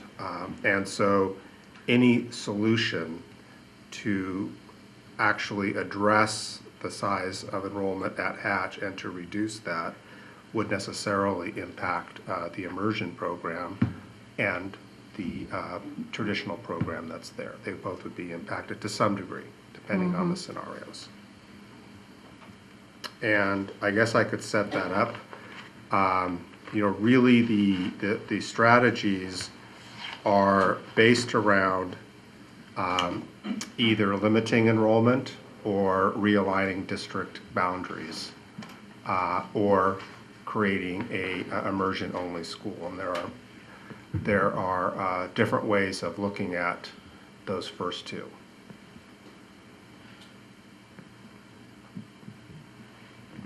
All right, any board member? Dr. Reamer, Rob, Freya, have anything to say? Well, I think we should hear from the public if somebody's... Oh, that was it for item 12A. For 12A? The rest of them are 12B. Oh, okay, great. Well, I've looked over these scenarios. Would you use the microphone, please? Sure. Thank you. It's clear that a lot of thought and work went into looking at these different scenarios, and they seem to be comprehensive. From what I can see, I would be interested in hearing how we've heard from one teacher from Hatch, thank you, and I thought perhaps there would be other comments about this item, but there's not. It seems that we can only solve this space problem by starting to really look seriously at where the biggest growth has come from. And I think that, to me, that points to a reduction in the rate of growth of the immersion program, at least for a time long enough to decompress Hatch. And during that time, the program could be looked at more carefully to see if we can indeed solve the problems that we know are inherent in the current K-5 immersion program at the same time, and maybe decompressing the program and allowing more focus will enable that. That would be my hope. Okay, Rob? It's a challenging one because we know demand is strong for immersion, and there's a constant ask to expand the number of kindergartens and so forth. And we're currently limited in our scenario where we have 2 programs at the school, right? And you know, scenario number 3, and it kind of ties back to part B, right? Which is, what do we want for our immersion program? And of course, that ties into what do we want in the other programs if we're going to do magnet-style programs. And I keep getting drawn to scenario 3. Is there, with more study, of course, is there enough appetite in our community and with the board to do immersion only? And can we consume that going up to the middle school? Right. That's really the question at hand. So. Because other than that, the other way, the only way that it's a minimal impact is to start moving students from the English-only program to the other districts. But that's not really, Tony, going to give us the kind of reduction we need with the current scale for the planned redo of Hatch, right? That's correct. I mean, you would need to, in order to keep the immersion program at one school, and keep the immersion program, and to let it grow to its demand, use that business term, the only way to accomplish that and keep it within the enrollment parameters would be to establish an immersion-only program, not even maintain any traditional program presence. Right. You mean an immersion-only campus? Correct. Mm-hmm. Thank you. Mm-hmm. Mm-hmm. Brian? I just. Use the microphone. I know. Okay, thank you. I think the immersion program is a wonderful program. I know many people who have opted for that for their children. I think it's wonderful for children to learn 2 languages. I'm a little bit concerned about the process that I guess that we're all discussing all of these different options right now. I don't feel like all the options, I think you did a wonderful job of pulling them together from the last meeting just a couple of weeks ago.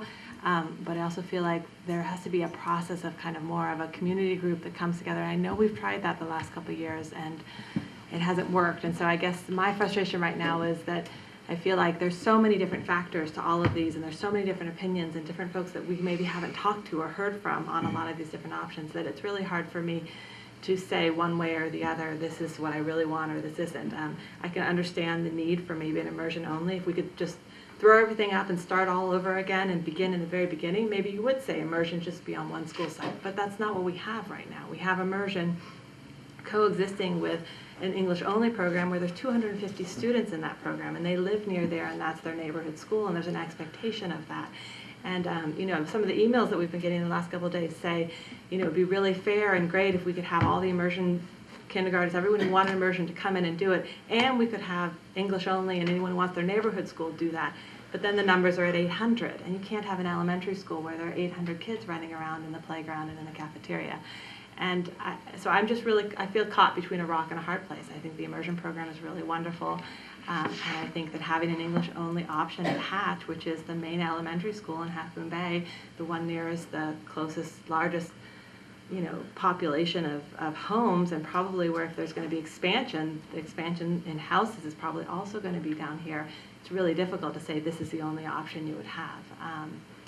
Again, I think we need to have some more time to really explore some of these options, and I think that we're faced with a really hard moment here because Tony is leaving us. We won't have the same leadership for next year. We're having construction at Hatch, which is going to make a real issue for all parents and children next year at Hatch Elementary, a real juggling act. My sense right now is that I don't know for sure what the right answer is. I think we would be foolhardy to make any drastic decisions right now. I think it makes sense to pull back a little bit, similar to what you were saying, Kirk, and say, let's maybe not have 4 this year. Let's take a real strong look at the program next year with new leadership in place that can really say, what is this program? Are we going to define its limits here, or are we going to say we need its own campus? But let's make that decision in a way that is a little bit taken longer with a committee that can be as balanced as possible and really solicit the views from everyone. I think a month-long period to look at this, or it wasn't even a month. When was our last meeting? 2 weeks ago. And I think, and I just want to say to the parents here who are very passionate about immersion, I get it, I understand that, and I really, really appreciate all of your passion and your energy for it, and I'm in no way trying to diminish that. I guess I'd like to focus it on finding a solution that works for everyone and people are working together versus an us and them, because I really don't think there is an us and them. I want to see, sorry, keep going, but I want to see a Hatch immersion program that really works, and I think that there was recommendations a year ago to implement best management practices, and we've heard from Principal Ward that the teachers would like that support as well at Hatch in the immersion program to do that, and I'm not sure that even all of that has been done this year. And I would really like to see that part of it strengthened and looked at to make sure that we're following the best practices that we've chosen, or if those aren't the ones that need to be chosen, choosing other ones that make the most sense. And again, with kind of a consistent leadership, maybe we need somebody that's their job, is to lead kind of that program and make sure that that's what's happening. So I really think the immersion program is absolutely wonderful, and I want to do the best we can as a board to take care of it. And I hope that people understand that. Mm-hmm. I find it very difficult to separate the enrollment issue at Hatch and the immersion program. They kept overlapping, and they're two different items, A and B, and I had difficulty with, okay, this is addressing the enrollment problem, but really it's addressing the immersion as well, because they're just so intertwined. But you lean a little bit towards scenario 3. I lean a little bit toward scenario 4, because I believe firmly that we need to maintain an English-only program at Hatch for the families that live in that area, as it is at El Granada and at Fairlawn. So I'm not willing to eliminate an English-only program from an elementary site without really understanding why we're doing it. So I kind of came up with a Kate scenario, which is a little bit of scenario 4. And with the upcoming, although it's postponed, with the upcoming work that will be happening at Hatch, I worry for the safety of our students and staff. It's going to be a literal zoo over there, and how are we going to work that with the number of students that are on campus? So I'm going to throw out there an idea to relocate some of the classes that are currently at Hatch to other campuses. And because the immersion program is a magnet program that parents opt for, that seems to be the program to relocate. And it could be that we relocate 2nd and 3rd grade to Fairlawn View, where there are empty classrooms for at least 1 year while the construction is going on at Hatch. And that will give us some kind of an idea of, I just picked out 2nd and 3rd grade just because they were the middle of the group. I don't know what those numbers would look like. I don't know what that would affect, but it would lessen the enrollment at Hatch, at least for a year, so that we could look at it and sort of assess. But the idea of a magnet program, it could be located at any campus. What do you think about that? Just throwing it out there. Well, just for a data point, there are currently 93 first graders and 67 second graders. So my That would be mental how many math students? is 160 students. 160 students. Okay. Is that the lowest? Or 4th and 5th graders even lower? That would be 10. The 4th and 5th graders for next year would be 105 based on current enrollment. I just think there's some difficulty in having, if you're having an immersion program, you're assuming that the teachers are collaborating and discussing together. I get It'd be that. hard having them I on get that. sites. I get that. But we are a small district. It's not as though they're going to be over the hill. And we're talking about really terrific teachers. We're talking about experienced terrific teachers. And I know that the immersion teachers at Hatch collaborate with the English-only teachers at Hatch at different grade levels. That could be done on a different campus. My comment would be, I think, I'm going to mirror much of what Freya said. I think we still have a very incomplete view. I agree, Of sure. what we want for the district. I use it broadly. That include immersion and what we may do with Farallon and El Granada as well in terms of special programs. And we're here, it feels a little, great scenarios put together. Excellent. It's another idea. Different ideas being put out there, but they're just, it's done without the underpinnings of clarity of what we're trying to accomplish in the two, whether it's scenario 4 or scenario 3 or whatever it is, as a stopgap. I think it really does feel like we need to step back again and take a look at what the heck we're going to do and then make decisions. And I don't think personally, unhinging the immersion program to me is not a good idea. So but You want to keep the K-5 yeah, together. But that's not really my point. But my point is that we need to have clarity, the board, this is kind of like marrying back to my comments the last time, on what we want for this district in these variety of categories, right? And that goes to extending to topic B tonight, whether or not we want to extend it in a thoughtful way to the middle school, right? And then once we have that clarity, then we can direct the superintendent and the rest of the district to help us put a best plan together, right? We are, I think, are shooting a little bit in the dark with all these scenarios, but I don't think it's very frankly a great exercise. And I think in the meantime, we have space limitations at Hatch. There's no question about that. And safety's first, and not overcrowding is right there tied with it.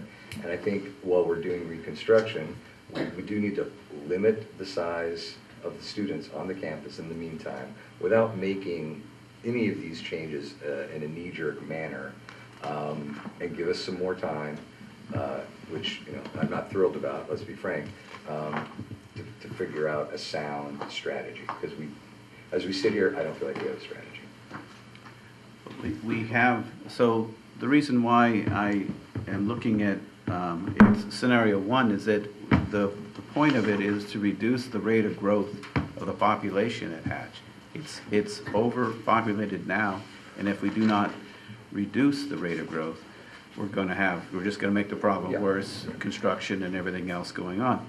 And the really obvious way to do that is just to limit the number of new kids coming to campus for the immersion program and bring it back to the 2 kindergarten immersion to kindergarten traditional.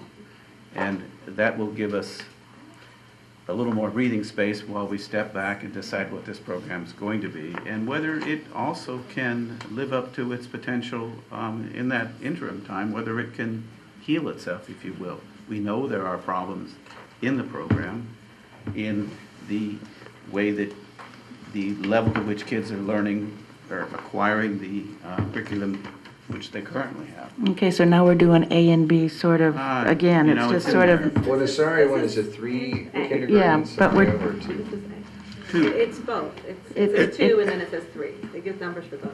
Right. The first part is 2. No, I'm saying Right, the scenario is to limit the size. What that size limitation is Not clear. There's 2 options. Yeah. Right, embedded within there, yes. Yeah. I was just thinking of decreasing the number of students that are literally on the Hatch campus on a daily basis. How do you do that?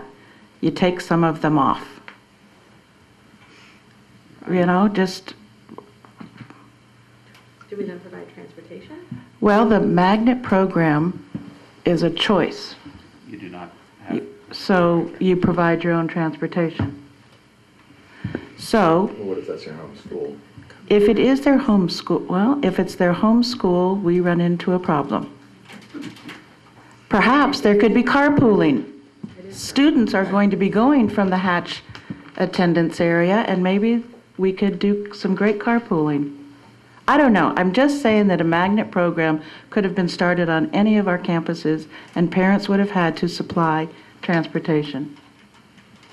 So if, But it's existing, it's there as well. it is, I know, and I know it won't be easy, I know it will be difficult, but I'm looking at reducing the number of children on the Hatch campus, especially during a year of construction. It's just not any year, it's a year of construction. So for every year we reduce the size of the immersion kindergarten from what it is currently, that's 50 kids less, right? I don't know quite, 25 or I don't, 50, depending on the I don't know what you, yeah. Well, I'm not addressing changing the immersion program with this topic. I'm saying relocate bodies to a different campus No, I understand for a what you're year. saying. I'm not addressing how many kindergartens or how many growth or not growth. I'm just talking about taking children from campus A to campus B. Anyway. Yeah, I just think that it just feels drastic for just this one year. I would just want to make sure, I guess going back to what I said before, I think you need to make sure you're looking at the impacts you're going to have, and whether it's transportation, but also impact on other schools, and all those things would need to be vetted before I would feel comfortable saying that's a good decision.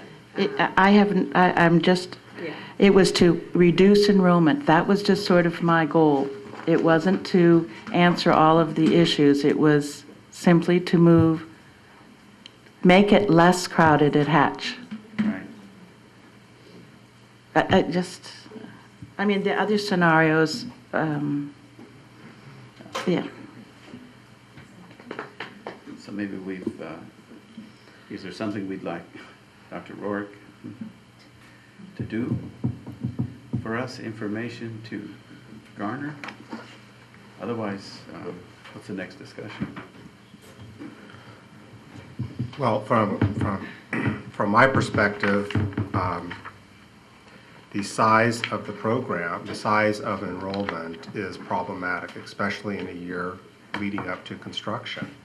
And if the decision is to, which I completely understand, by the way, this is not a critical comment. I do understand, especially the circumstances of new leadership coming in, that an opportunity may be there next year to take more time to define what the really purpose and objective of the immersion program is across the district, at least through 8th grade, and then build that model accordingly.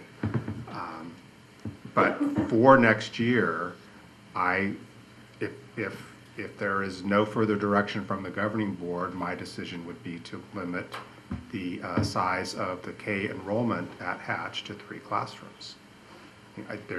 There is no opportunity to add that 4th classroom. The size is already too large, and the planning in place does not accommodate that in terms of the temporary housing that we're looking at. And it's already extremely impacted. There's going to be 28 additional portables placed on that campus, and nothing goes away. It gets repurposed, and eventually those 28 portables go away. But it's going to be very crowded over there, and everything's going to be shifted.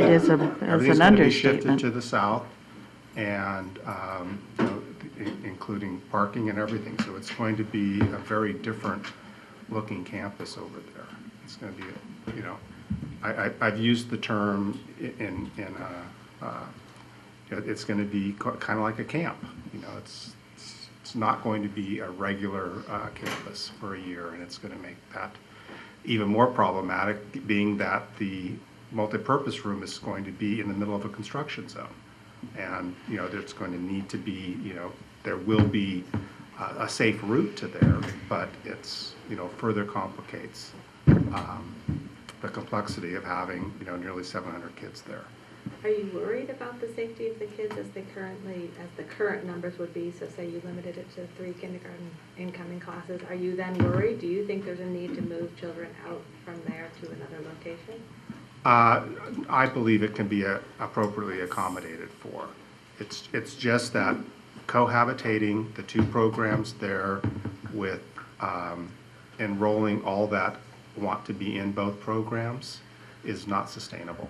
It's I not, understand in the longer term. Right. And I regret that 2 years ago, we didn't have a process in place that had already occurred to say, what is the size of a program, what are we doing when we went to 4 kindergarten classes initially? Because I don't know yet what the answers are, and it would be better to have had that discussion prior to that. And that's Agreed. I apologize to the world, the community, because I do think that that needed to have occurred before. But hindsight is 20/20. Sometimes you don't realize those things.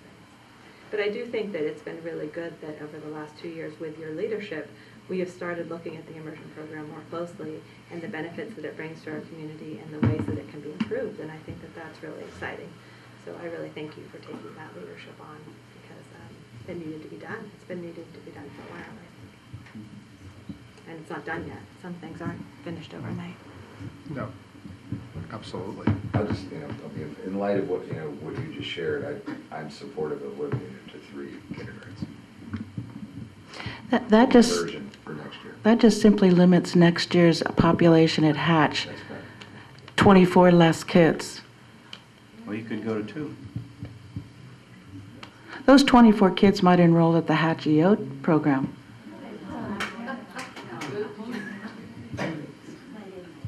They could still be on the Hatch campus.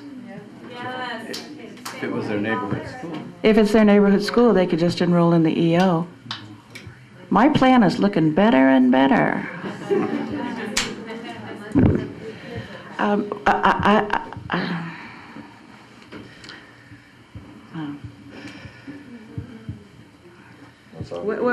we against a brick wall here? We were talking about reducing the population at Hatch. We could make a trial year of reducing it with the relocation of classes. Maybe 4th and 5th graders could be relocated. Fairlawn View has empty classrooms. Yes, do that. For 160 kids? Joy, are you in the audience? Are you about to take out your bow and arrow at me? Yes, of course. I'm sorry. I would really say each of us should weigh in relative to what Tony just said, and if there's some consensus, then we can have some clarity. To eliminating, to keeping the immersion at 3? I think Kate's suggesting making it 4. I'm not suggesting anything about making a 4th kindergarten classroom. I'm talking about reducing the enrollment at Hatch by relocating students next year to Fairlawn View. We've got a whole year to see how that works. I'm not saying anything about 4 kinders or 3 kinders. I'm just saying reducing the enrollment at Hatch is item 12A. So you talked about, I guess I really am concerned about doing something without having it thought through. So I would love to hear from Joy, but maybe this isn't the time to hear from Joy. The other concern that I would have with that would be the collaboration that currently exists between the English-only teachers and the immersion teachers at Hatch. Because when I went there for lunch this week, they talked about that. They sat at the table next to me, immersion and EO teachers from the 4 or 5 grades, and about how they work together. So I just think we would need to make sure that it really worked logistically and that people were comfortable with it. And I think there's a concern about, I don't know, it just feels like a lot to do for one change for 1 year. It feels sudden to me, but that's just all right. And if there's truly a concern, and even with the 3 kindergarten classes, if there's truly a concern of safety at Hatch, then of course we should think about something more drastic. And that's, I guess, what I'm trying to figure out because I don't know what that's like. And so then I think if there's truly a concern for the safety during this construction period, then yeah, maybe we need a completely different, I don't know, but I don't know if that number, 100 students, makes a difference in the safety or not. Maybe it does. I don't know. Rob? I've already weighed in, so. In terms of student safety, I wouldn't characterize it as that as much as it is logistics and the number of kids, traveling back and forth to the lunchroom, which is, going to be, right now it's in the middle of the campus, but the middle of the campus is going to be, south of the Heel Guard. Campus is going to be from there On the current grass area. Right, it's going to all be out there. And so it's more of a logistics. The safety of the kids will be well taken care of. The construction zones will have, 6-foot fence. Everything will be zoned off. There will be no interaction between workers and more importantly, equipment and students.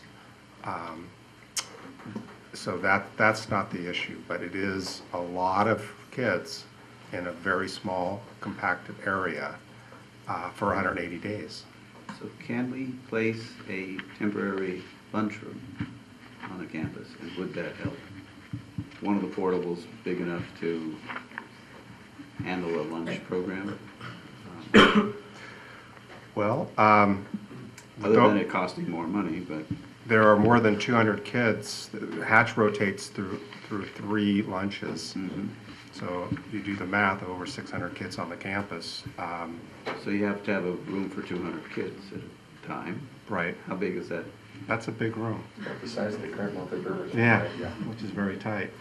Is that 4 portables strapped together, or what is that? What are the? I don't know. Yeah. Bigger than that. Well, is it worth considering? Could it be done in time? I don't know.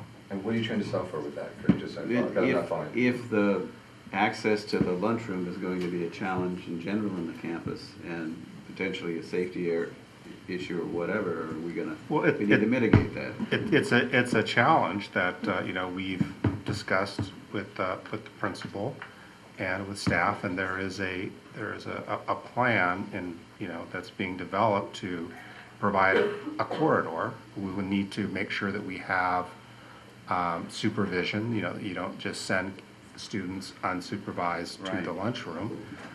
There's going to need to perhaps be additional yard supervisors assigned to the school next year to make sure that not only in the multi-use room, but traveling back and forth from there to which will be the playground or the classrooms. I don't think it's insurmountable at the cost of something like that, and then the loss of that much more field to the students, which are going to already take up a huge chunk of that field temporarily. So with the new change in start date they were alerted to, is that going to only be then 6 months of this, or is it still going to be a full year then of construction? The campus will be set up in the fall, the temporary campus. So the students will arrive and everything will be fenced off. That is going to be under construction. I mean, the temporary area, which will become the temporary, because that is going to be built out very quickly and be ready for staff to move into. So it will already have, and then that'll shift, because then that'll open up, people will move into it, and then the current campus will be fenced off. A, B, and C.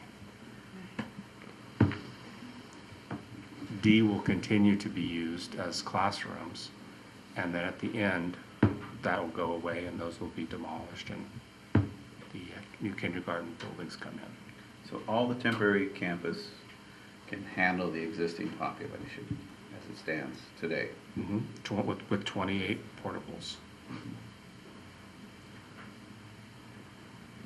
That doesn't account for a 4th kindergarten. That would be 29. Okay, are the sizes of the 5th grade class the same as the 4th grade class? So the kids that are moving on and pipeline phenomenon. Okay.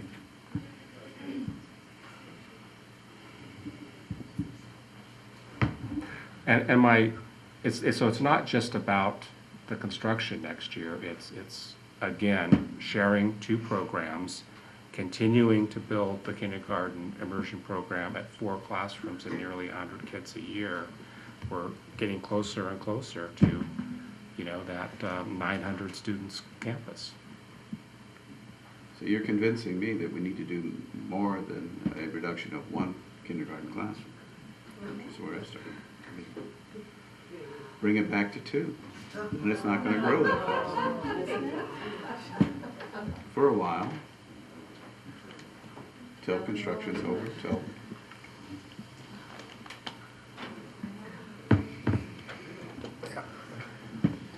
So Tony recommended 3. Is anybody besides me supportive of 3? I'm supportive of 3. I think it makes sense for this next year. And then again, to really look at the longer term growth and what is it, how is it structured, and is there any opportunity for, maybe there are other scenarios, but I just feel like we haven't had the time to look at all these scenarios. There hasn't been a kind of, we're talking about moving 100 kids to Fair Lawn View, and we haven't even talked to the principal there about it. And it feels too rough. So I think if we can manage with the 3 kindergarten classes and kind of keeping it, stable, and then figure out what's going on. That's just my sense. Kurt, can you support Tony's recommendation? For 3? Yep. Well, I've stated my preference. It's just one vote, and that's it. I think that it should be smaller, not bigger, and that if you really want to reduce the rate of growth, you have to reduce it. And there's going to be greater impact if you double that decrease, right? Well, it's really in line with what Freya said, is will we spend the next whatever period of time figuring out what we're going to do with immersion and the other schools in terms of the programs we've talked about. So the program can move ahead. It was a 2 kindergarten program for a while, right? Right? From what I understand, yes. Well, I can support 3 kindergartens per your suggestion, but I will always support an English-only program at Hatch School. Absolutely. Always. That is seemingly a devalued program currently, but it needs to be there for families that are in that attendance area. So I don't know in the long run how that addresses enrollment at Hatch. It's a challenge. It is a challenge, and it's really a difficult thing. Not an easy decision of any kind. No. I don't. So it sounds like there's guidance on 12A. There is. That it? Okay, we'll go to 12B.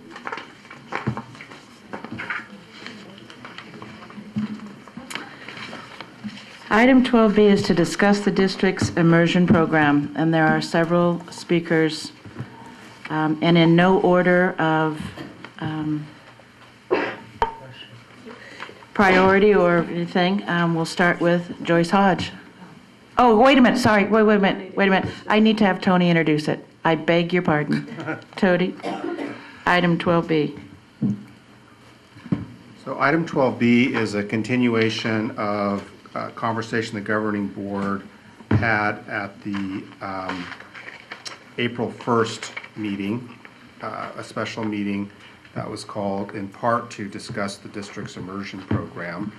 This particular item is related to the program at Cunha Middle School, and the board asked me to come back to this meeting with several scenarios that could be utilized to provide and strengthen content-based Spanish instruction at Cunha Intermediate School. All right. And with that, Joyce?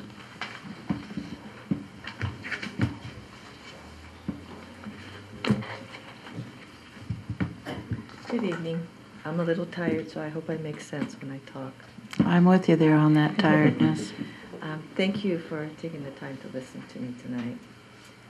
Actually, I did not know that this was the item that I was going to be speaking about. I thought that I was going to be talking about the program at Hatch that we have at the moment. Is it possible for me to do that? you want to talk about the program at Hatch Yes, because rather than the program at Well, Cunha. because I know more about what's happening at Hatch and how that also impacts the program at Cunha. So if I'm allowed to, I would like to please talk about that. Yeah, sure. And it's going to be a short presentation. Sure. I just want you to know a little bit about my own background. I was an immigrant. I came here from Chile, from Santiago, Chile, when I was very young. And I was brought up and educated in a French immersion school. I became a bilingual teacher before I was an immersion teacher to help all those students who came from other countries, particularly from Mexico, because that's where the students were from. I had been a bilingual teacher for many years, and I had never seen as many good results with my little ones as I see in the immersion program. And I'm talking about my Spanish-speaking students. This program was designed to help our Spanish-speaking students and provide bilingual education for all. And it has grown because it works. Contrary to comments that I've heard that Rosa Molina was not invited to prove that she was not invited to prove that our program is not working, she came here to provide direction for us and guidance for us to improve this program. But what I hear from the community is that she was invited because our program does not work, which is not correct. We are following her guidelines, and we are trying to do a program that provides the best education for our students in a bilingual setting. As far as what I know from the numbers that I've looked at, the population at our school will really increase by only 3 or 4 students because a lot of the 4th and 5th graders are not going to be there. So there is room for 4 kindergarten immersion classes and traditional English program.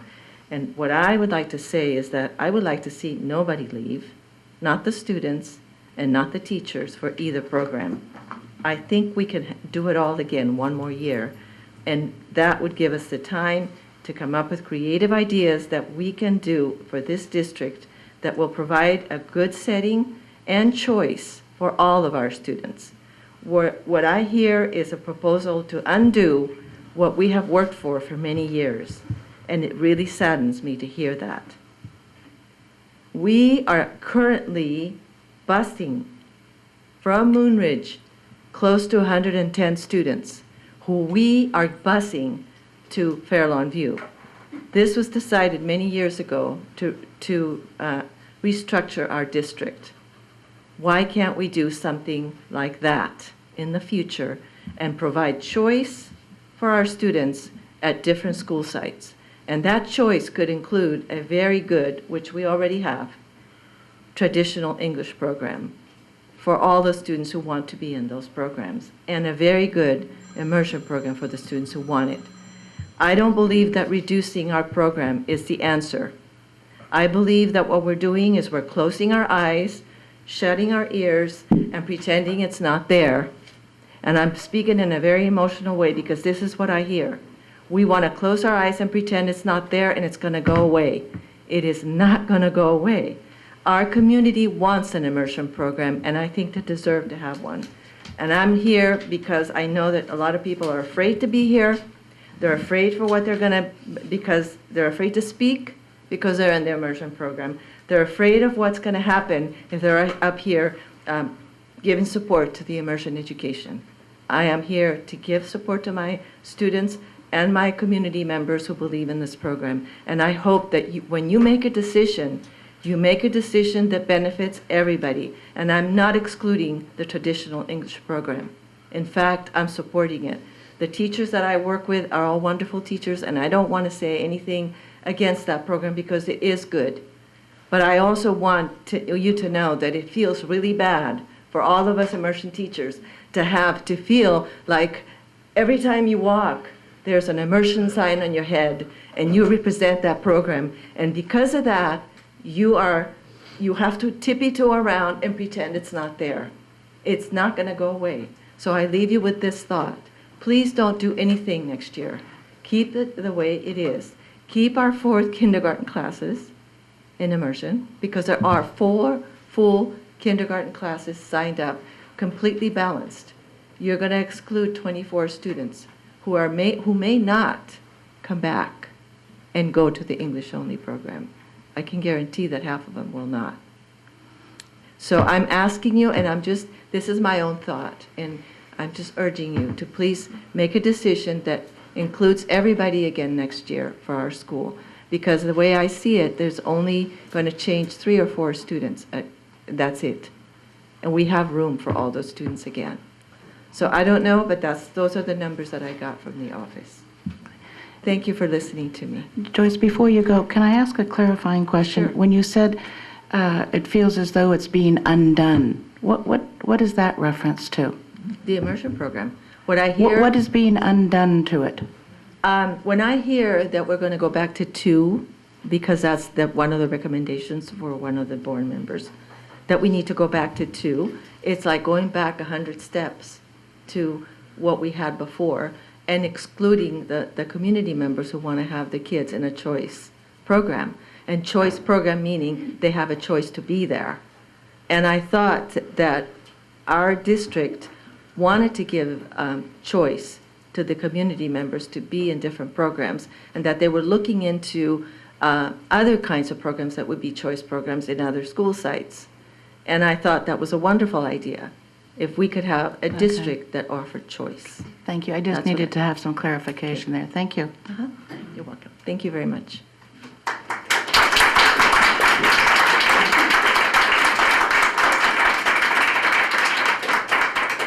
Scott Hara, did I pronounce it correctly? You did. Thank you.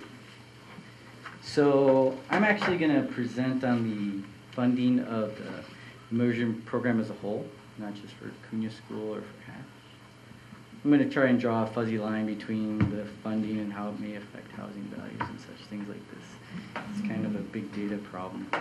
And so my argument all starts with a valuable family. Not that the valuable family only shows up in the immersion program, but there's an unfair share of valuable families within the immersion program, and those I define it as families that have parents that are highly participatory. And if you look at it, the participation comes in time and money. Time at home or time in school. You look around the playground, you look around the lunchroom, you look within the classroom. The immersion program drives a lot of parent participation. You look in the funding options we have for the, all the things we use to raise money outside of the state funding. There's a lot of participation from the immersion program parents.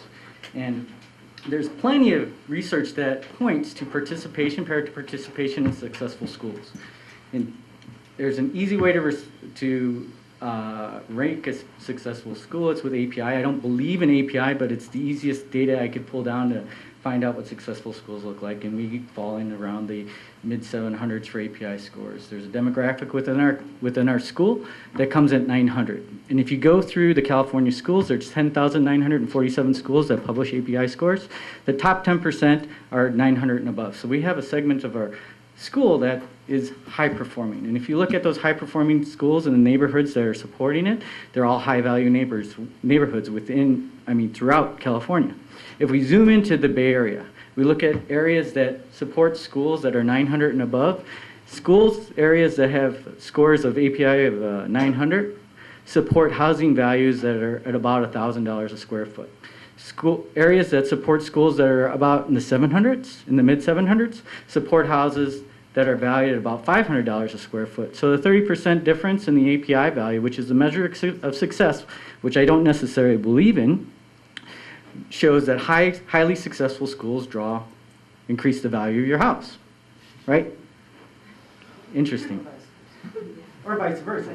Causality is not necessarily the case, but we can say that if we create a more successful school, we can pull in more valuable families, and there's momentum behind this, right? You just don't add dollars and you get a successful family. You have to keep building the program. You can look at the successful schools or high-value schools, and they're building bilingual programs that are inferior to ours.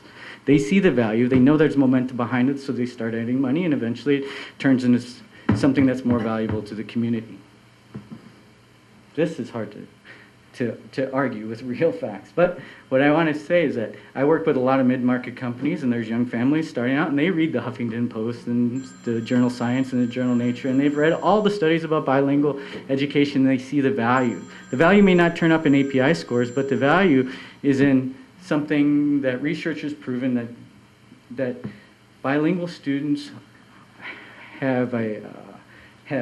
are more mindful, they're more aware of their surroundings, they have boosts in cognitive resources, and other weird things like it staves off dementia and increases the density of gray matter and all.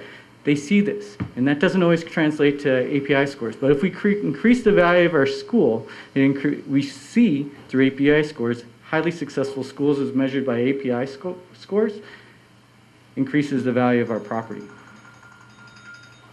So, if these high-value education centers around us, the Los Altos, Palo Altos, Mountain Views, all these guys are nurturing programs that are inferior to ours for bilingual education, why don't we try and nurture this?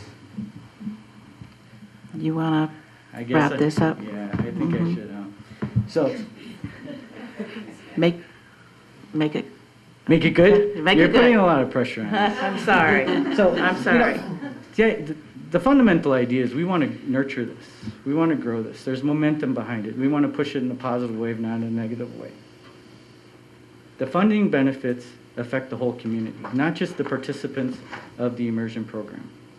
If it can drive property values, this helps the community as a whole. Okay. Thank you, Mr. Haro.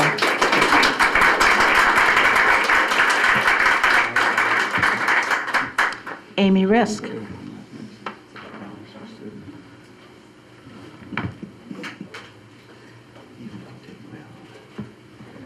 Good evening. Dear School Board. As SIPA President, it's my role to advocate for the immersion program. But as Treasurer of CEF, weekly classroom volunteer, previous coordinator and growth agent of the Amity Intern Program, weekly volunteer of the successful Measure B campaign, and phone banker for the earlier S-Bond and Measure E campaigns, I wear and have worn a lot of volunteer hats. I've spoken with many of your constituents, and I'd like to sum up where we've been, where we are, and where we need to go.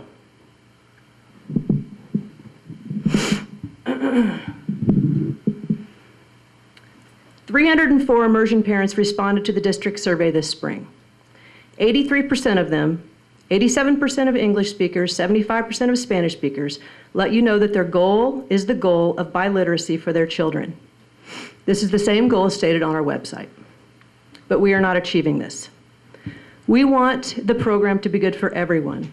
We can achieve fruition for all students if we can move forward one step at a time, instead of continuing to put off making decisions and making positive change. This starts by our leaders, you, by making a real commitment to this program we started 24 years ago. We already have an immersion program, and we have a vision and a mission for it. We have teacher commitment, parent commitment, and principal commitment to the program. What we are lacking is school board commitment. You have handcuffed our superintendent. Our educational outcomes so good that we don't need a leader who can implement change. We know you want a smaller Hatch population. It makes sense during this year of construction. We also know that 90% of our district students live south of Frenchman's Creek Road. The fact that many are asking to maintain a neighborhood school is smoke and mirrors.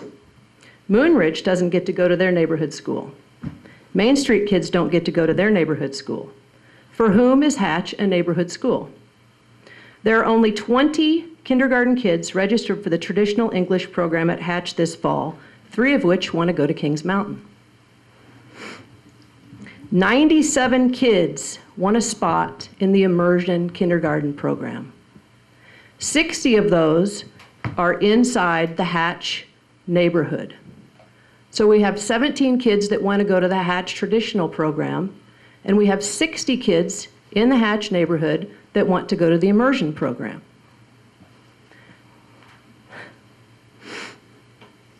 We have excellent traditional program teachers at Hatch, and they are not getting the respect they need. They are not getting the children, enough children in their classrooms to make the program work. They don't have teachers to collaborate with. From this discussion tonight, it doesn't sound like you all have the current enrollment numbers for this fall. And that confuses me, the lack of transparency. I'm not quite sure what's going on.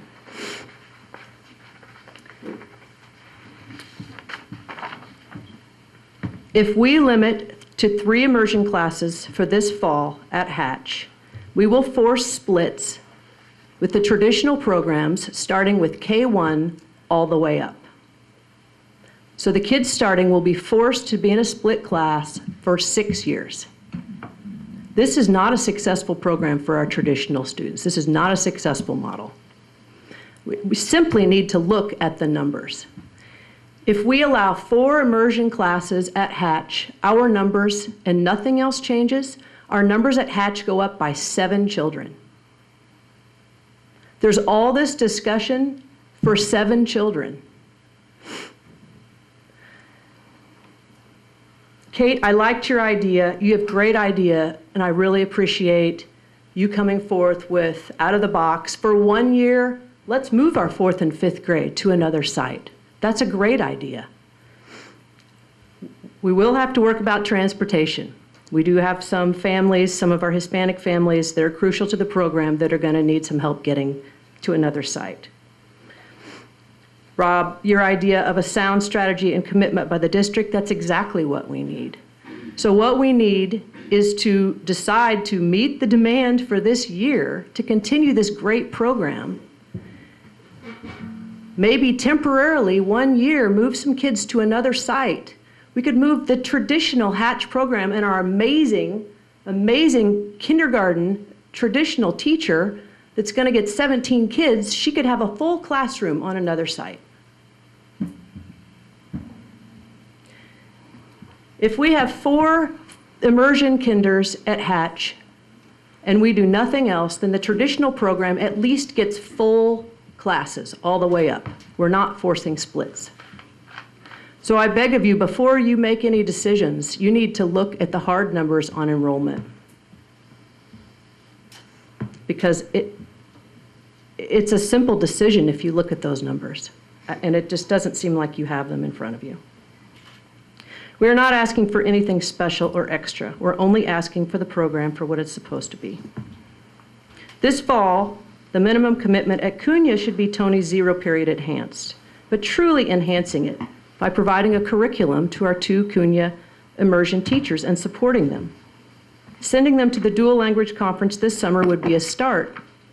SIPA has committed to help pay for that, and we need the district to commit as well.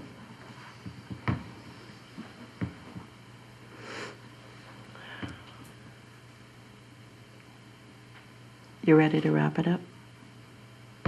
Yes. Thank you. The trend for families that want biliteracy for their children, it's not temporary or fleeting. We're one of the last developed countries to be monolingual. This is not a fad.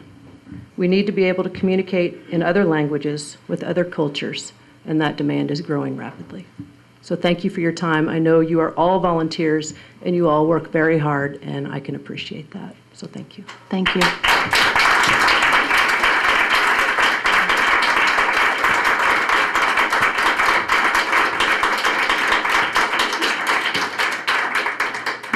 Maria Skinner.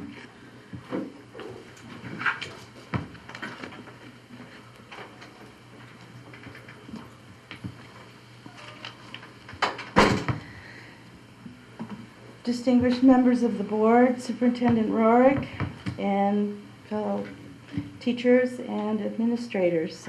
My name is Maria Skinner. For those of you who don't know me, I am the 4th kindergarten teacher at Hatch. I was last year as well. And I would like to open with a statement for you to ponder that reflects the growth of the Cabrillo Unified School District Immersion Program, because it's not a Hatch program, it's a district program.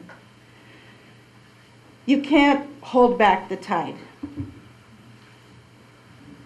The constituents of the Coastside community have spoken to our elected board members and again requesting that the district meet the needs of the students and answer the pleas of a significant and ever-growing number of families.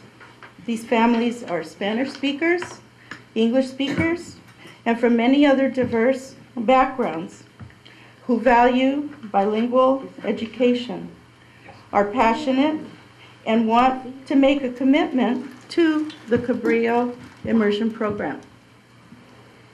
It's important to consider that the immersion families historically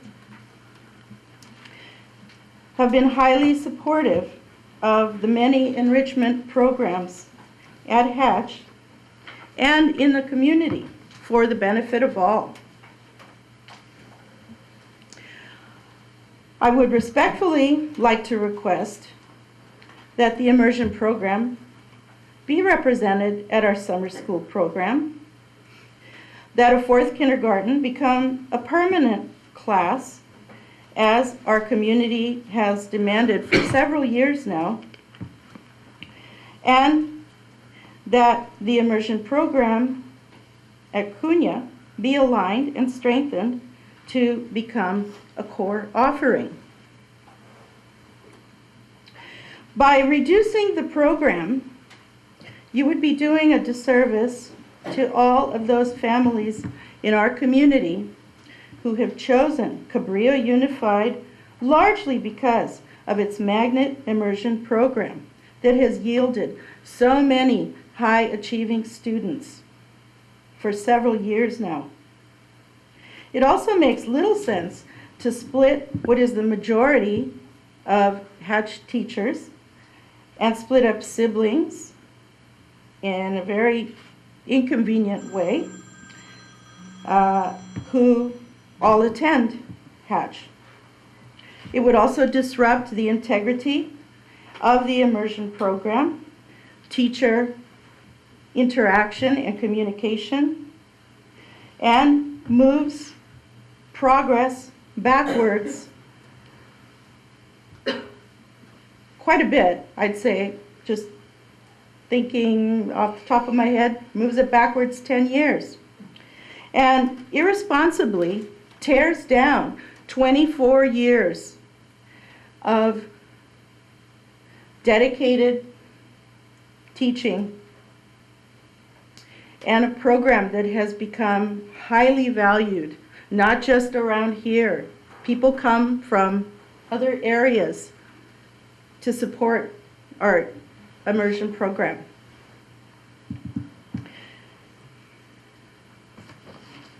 I understand that overcrowding is an issue. I see it every day. I see it every day. And something does need to be done. But I think the suggestion of going backwards is not the answer. Thank you very much. Thank you.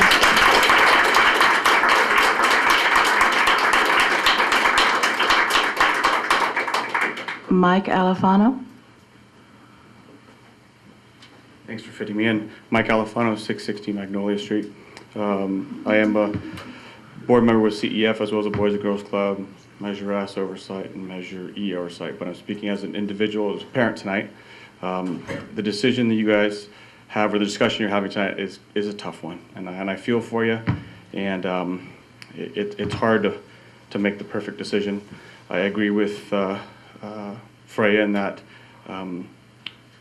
maybe it's time to maybe reset this and really look seriously at how to figure this out for the long term. I think for a long time we've been making decisions based on what we need right now and but we're not thinking about how we're going to deal with it in the future. I'm a strong believer in this immersion program. My daughter's flourishing in it. I can't thank you enough for having that here at the school.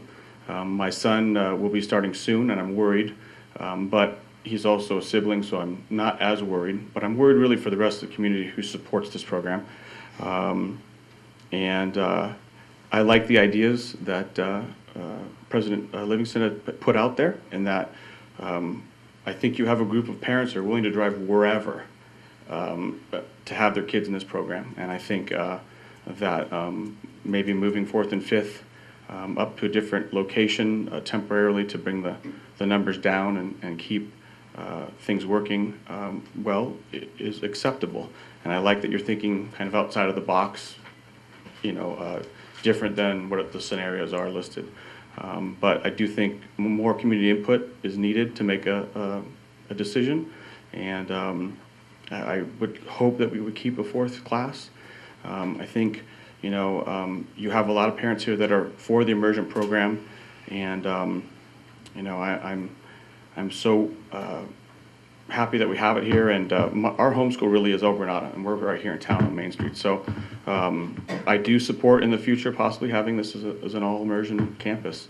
I think there's some neat collaboration that can happen, but I'm just one person. I think the community needs to kind of voice their opinion through some type of outreach, so we can come to a decision that I think will be easier for you guys as board members.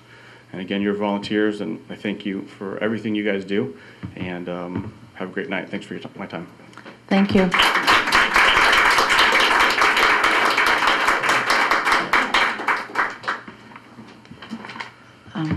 Also on the item 12B was to talk about the immersion scenarios that could possibly happen at Cunha. And we didn't seem to really hit on any of that. We haven't talked about siblings either. Oh, sibling policy, yeah. Really So what the let's, title is, isn't it? Or let's talk one about of that. proposals, yeah. I'm very confused. There are two different things there. Yeah, yeah. So does anybody want to address that? Yes. Which one? I had signed up for public comment. Oh, I apologize, Claudia Frank. You were A and B. My apologies, Claudia Frank. And I'll make it brief. Thank you for bringing that to my attention. It was my fault. Oversight. Okay, I'm a teacher. I've mentioned that before. And to parallel sort of the introduction that Joyce did, I have a master's degree in teaching English as a second language. I teach in the EO program. And a voice I believe we haven't heard tonight is the voice of the second language learners. I speak Spanish, not well enough. I speak 3 languages and all of them so-so. No, I don't, I'm joking. But, okay, so we haven't heard from one constituency that we must serve, that's one of our mandates, and those are the second language students and their parents. And we have looked at our group and as a program at scores of English language proficiency across programs. And we need to update that data. That's a missing piece of this decision making. I feel you cannot talk immersion only without the EO program. You need to talk about both. You need to look at meeting the needs of all students. The people I'm hearing, that are the most vocal are people from the neighborhood, people with property values. I'm one of them. I live in the neighborhood. Also, my daughter went to the immersion program. I like the immersion program. I appreciate it very much. However, and I've heard in the background comments, I'll never put my kid in the EO program. That's hurtful. We hear hurtful things from parents. They may not be aware, but if you're telling me that, you would never consider it. I have learned English as a second language, not through an immersion program. There are other ways to become biliterate, and they're well studied. The immersion program is not the only way. It's a good way, and it's a wonderful way, and I'm definitely all for it, and it should be kept. Expanding it at this point does not seem wise to me. That's my opinion. And again, I feel strongly that we need to look at all different groups. we need to look at the fact I don't have necessarily a job next year because my job in second grade might be eliminated. We have 2 second grades currently. We will not in EO have another. So we are already losing teachers in the EO program. So every decision has a consequence. And so the picture is big. And so it's a tough one you have to, think about. And I feel that, you will need more information. Thank you for listening. Thank you.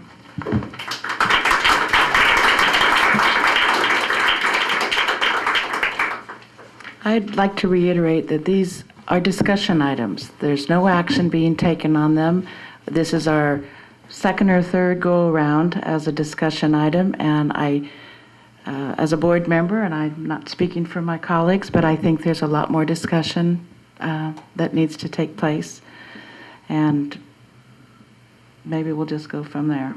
How do you want to wrap this up? Oh, we still have to talk about the siblings and the Cunha. Yes. Okay. It is on, it has been, Tony, sorry? Well, I was just going to suggest we look at the sibling policy first because that may be a quicker conversation before spending time on the Cunha discussion. Okay. Okay? Yeah. So one of the, as we have been reviewing the immersion program over the last couple of years, one interesting bit of information came my way, I should say, and that is that we have 2 different policies regarding sibling status in our district. So for all of our programs except the immersion program, sibling status, meaning preferential enrollment into another elementary school, is based on having a older sibling currently attending that school. So that if I live in this neighborhood and I want to send my kindergartner to El Granada and I have a second grader at El Granada, I would have sibling status, meaning that I would have preferential placement before a student, for a family who does not have a student attending that school. With the immersion program, sibling status is related to a student who is currently enrolled in the district that went through the immersion program. So theoretically, I could have a student, a 7th grade student at Cunha who went through the immersion program, no student currently attending Hatch, but have an incoming kindergarten student, and that incoming kindergarten student would have sibling status. So that is different than our policy related to other students. So my recommendation is to have consistent language and treat all students the same in terms of sibling status. So the sibling status is for a K-5? Well, yes, because we really only have one middle school and one high school. Right, okay. So we're really talking about elementary, so. Yes. Okay. Comments? It seems to make sense. I'd like to have one policy. I think that puts everybody in the same. I would support that. Yeah. Rob? Yep. Oh my goodness, we've agreed. Let's keep going. Come on. All right. All right, so a directive to administration is, let's make that one policy for siblings. Yes, and we would need main to. policy. Bring it back Right, to us, we would right. need to return to you with that policy for Okay. action. All right. Okay, Mr. Corey, you're so noting. Thank you. All right. Cunha. Dr. Rourke? I'm sorry. Cunha. I think I fell asleep there for a moment. So we have been looking at potential options for Cunha since last year. And with the goal of increasing Spanish content instruction for CUNY students. We all know what the current program is, what the traditional program has been at CUNY and that has been a zero period program, which is has been essentially a Spanish language arts, a Spanish language class.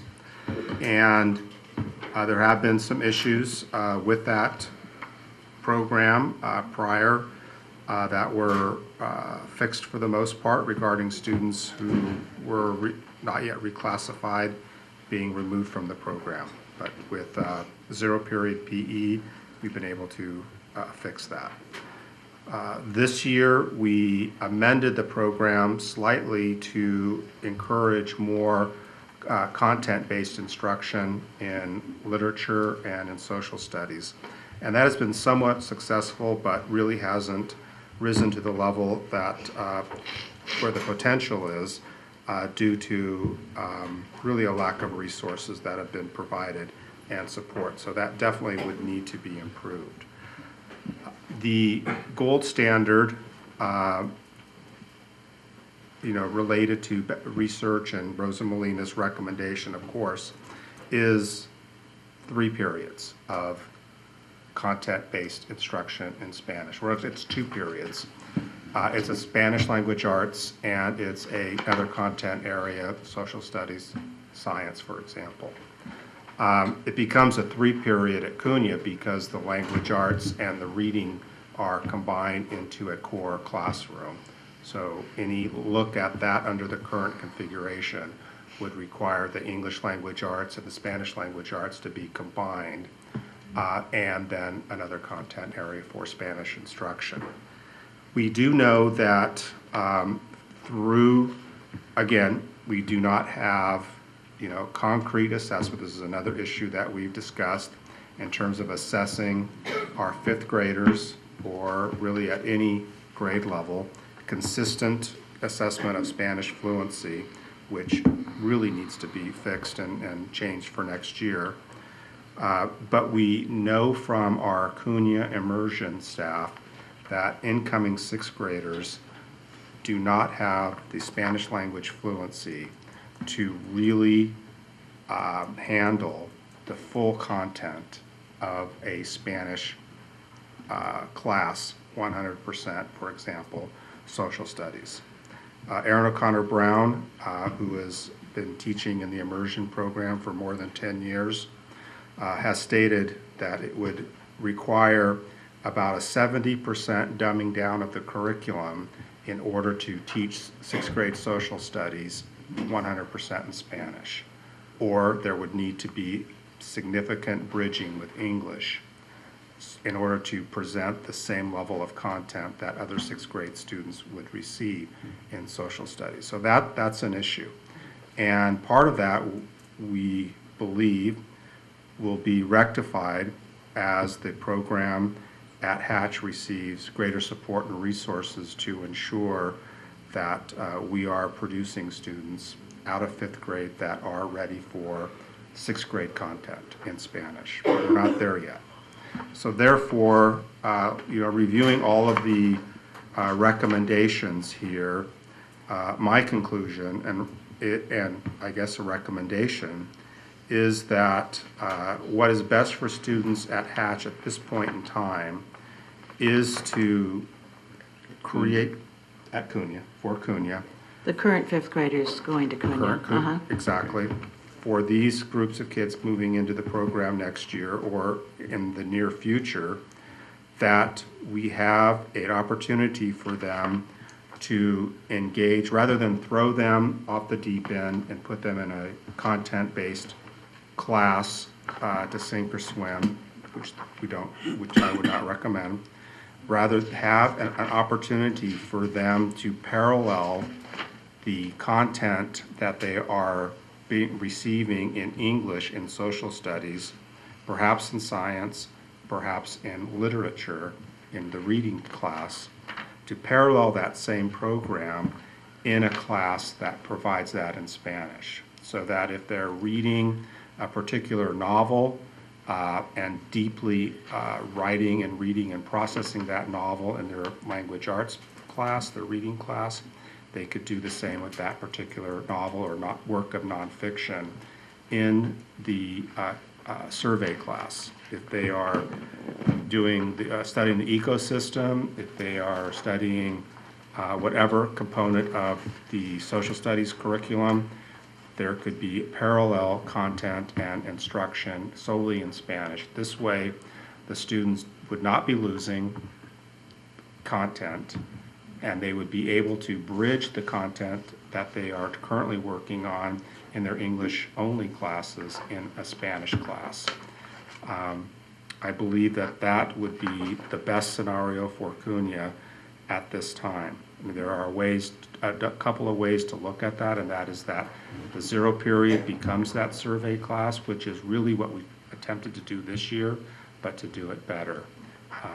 Another way, but this is very difficult, I know, having met with Principal Dooley, to have, you know, a zero period and then have the elective be that survey class, because it would eliminate the opportunity for English learners to have their ELD, because English learners in the immersion program have their ELD during elective time, and they could not have both. So that would probably be better, because there would be more opportunity for Spanish, but it does not, the current schedule and 7 periods does not support that for those English learners. So I guess in summary, my recommendation would be that we work very, very closely with the 6th grade immersion teachers. We identify what resources and professional development that they need, and to provide them with the planning time they need to work with their language arts, social studies, and science colleagues to select the curriculum that they will parallel. They're obviously not going to do all of it. It's a survey of the curriculum. But to get that planning in place, the curriculum in place, and the support in place, so that they're ready to provide that level of high-quality instruction for the incoming 6th graders. And in addition, for the district to select a assessment of Spanish fluency and determine at which grade levels all students will receive that, and then aggregate that data and then monitor it. And then as students begin to emerge from Hatch with the level of Spanish that they need to really fully engage the content, then it would be the opportunity to move in a different direction, which would be more of the 3-period core kind of idea. There you go. Okay, comments, discussion? Sure. And I won't repeat much of what I said earlier relative to planning and strategy and goals clearly communicated by the board, so I'll leave that to rest. But I think it goes, I just want to say very clearly, the research from multiple studies and universities make it very clear that biliteracy acquisition happens after a longer period of time than we currently have, meaning just in elementary school.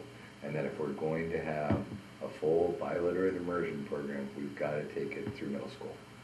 Okay, so I want to just open with that. I would say, in light of the challenges we have, many of which we've discussed here already, probably my greatest concern being the proper support and resource for the teachers at CUNA to move to a full 3-class immersion program, as Dr. Molina and others have identified, that I'd be supportive of the 0 period plus elective as a step. In the meantime, while we go back to some of the comments you made, Freya, about what we need to do in terms of our role in providing definition for the program in the longer term. Do you mean the 0 period enhanced or the 0 period plus elective? 0 period plus elective, which is what you recommend. No, that's right? not what he's recommending. You said it. I believe that would be the best model, but because of the challenge of our English learners, they would not be able to get their ELD, and so they would be, again, excluded from that program. Oh, gotcha. So for right now, until that can be resolved, I don't know, with a 0-0 Sorry, period? zero I'm period not sure. enhanced, Yes. So 0 period enhanced is the one that you just described where the, Correct. okay. Curriculum is enhanced, and we provide the support to the teachers. I can get behind that.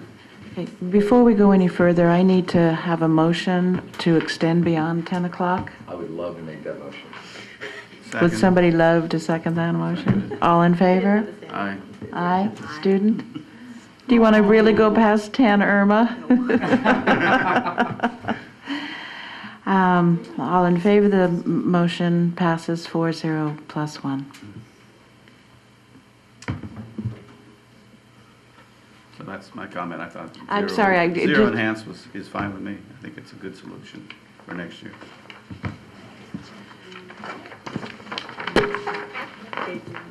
Yes, please. Okay, yeah, I agree. I think that it makes the most sense given the level of Spanish coming into the 6th grade currently, and also the resources for the teacher. And I'm excited that there's potential ways to support the teachers even more in doing that content-based instruction at CUNY. And I just want to take this opportunity to talk about we do need to, as a board, kind of establish and work with the community, say what's the goal of our immersion program really clearly. For me, it is biliteracy, and I don't want it to disappear, and I think it's a wonderful program. And I don't think that anything we're doing right now is causing it to disappear, and I hope that nobody feels that way, because I really don't want us to create an us versus them. We're not saying we don't want an immersion program in this district. We're saying we want to nurture it.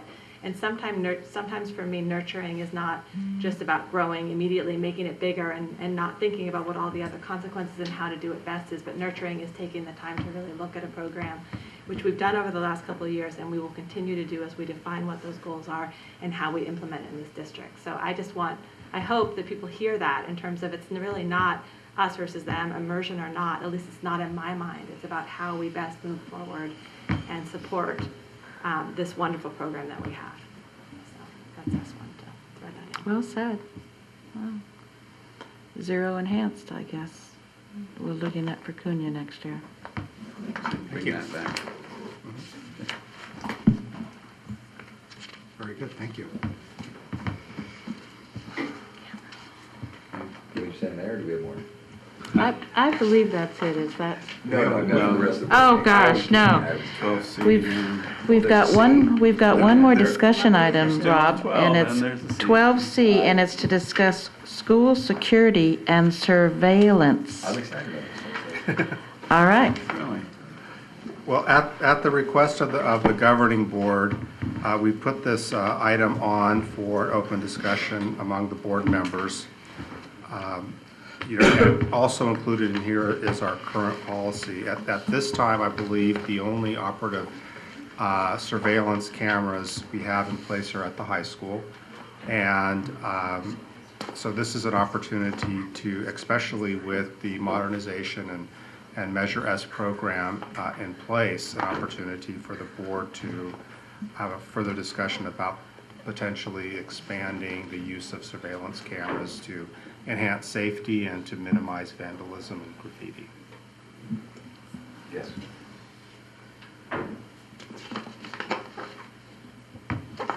Okay. Okay. All right, so I was the one that asked it. Yes, you were the one that Yes, asked for this, so. And I've just had some recent interactions with the schools where there's been unfortunate things like graffiti, broken glass, and those types of things. And I think it's just about as commonsensic as it can possibly be to put cameras in the schools relative to the sophistication and low cost of systems that are available today as a preventive mechanism. And if there is activity, identification of those people who incur any damage on schools for obvious reasons of prosecution. And we only have it at the high school. Seems pretty silly. That's my view of the world. Is it effective at the high school? Yes? I think it is. Is it effective at the high school? I do believe that it is effective at the high school. We have had a variety of situations that have come to my attention in my people services capacity that have been helpful. It's not quite as clear picture, if you will. It's not quite as clear as sometimes we had hoped. But I think with regards to having people be aware that cameras are posted, that they're visible. I think the deterrent capacity is pretty strong. There's only 3 cameras, right? I suppose is that accurate? Or You know, inaccurate? Mr. Dooley would probably be able to speak to it. He was actually up at the high school and actually helped implement a lot of that implementation of the camera work as well. Seeing 4. Yeah. There is 4. Thanks, And Jerry. I don't know, but I've noticed other cameras at other campuses. Whether they're functioning or not, I do not know. At other school sites? Our school Yes. sites? Yes. Do we have some at other school sites? We have some. I am aware of cameras at Cunha currently right I now, would but whether or not suggest- they're active or not. Right, They're that's an not interesting- active, they're dummies. So I think, Not. There we Don't go. tell anybody. When were but- they installed? but- I don't know, they've been there. So one of the things that can be as effective as cameras also is signage indicating that you may in fact be under video surveillance. You see that commonly in a lot of public buildings. And those are relatively cheaper than the wiring and the cameras, the infrastructure for cameras, but they don't reveal after the fact vandalism or theft and things like that. So I have no problem with it. They do cost money, and you have to figure out how they're going to be managed in terms of who's going to review them, if they're only going to be used for after the fact kind of things. That's useful, but it costs quite a bit to put them everywhere. And I think we have some estimates from when we implemented that 3 years ago. I think in the board policy was updated, I think in 2011. So at that time it was depressed. It does go down, but a lot of the money's in the wiring, and then if you have to have recorders, of course, it's no good if you don't save the images you've taken the trouble to gather. But I'm fine with it. I think that nobody has a reasonable expectation of total privacy except in very private areas. So there's no reason why the school shouldn't be, why there shouldn't be cameras on there. Certainly, we've had enough incidents at several sites that I'm aware of that suggest it would be nice to know who the people are behind the damage and such. I don't know anything about surveillance, but do you have to have light in order for the camera to pick up images? Or they're done in the dark? They're done in the dark. Oh, see, okay. You don't get as much detail, but yeah. You can see very clearly. Yeah.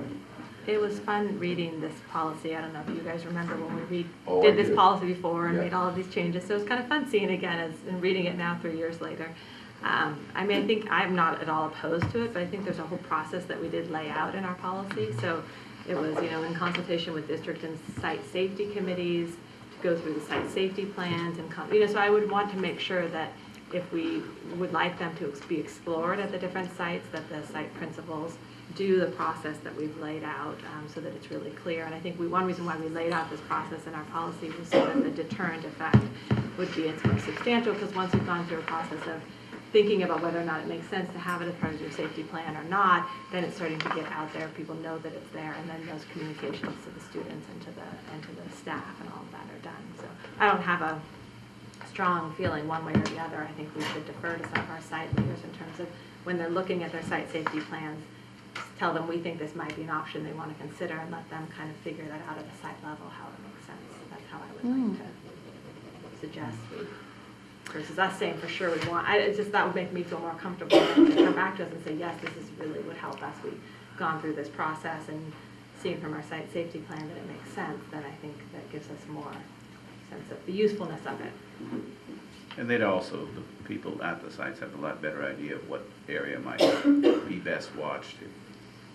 And then there'd be cost estimates and we could make that decision at that time. That's a great idea. That works for me. Okay. Well, thank you. We will, I know that Cunha is an area of potential need. That may be the first place to begin. So I'll have a conversation with Principal Dooley and see what the from the site's perspective, the benefit of adding that surveillance. All right, thank you all. What leads us to item 13. Communications. Board members? Freya?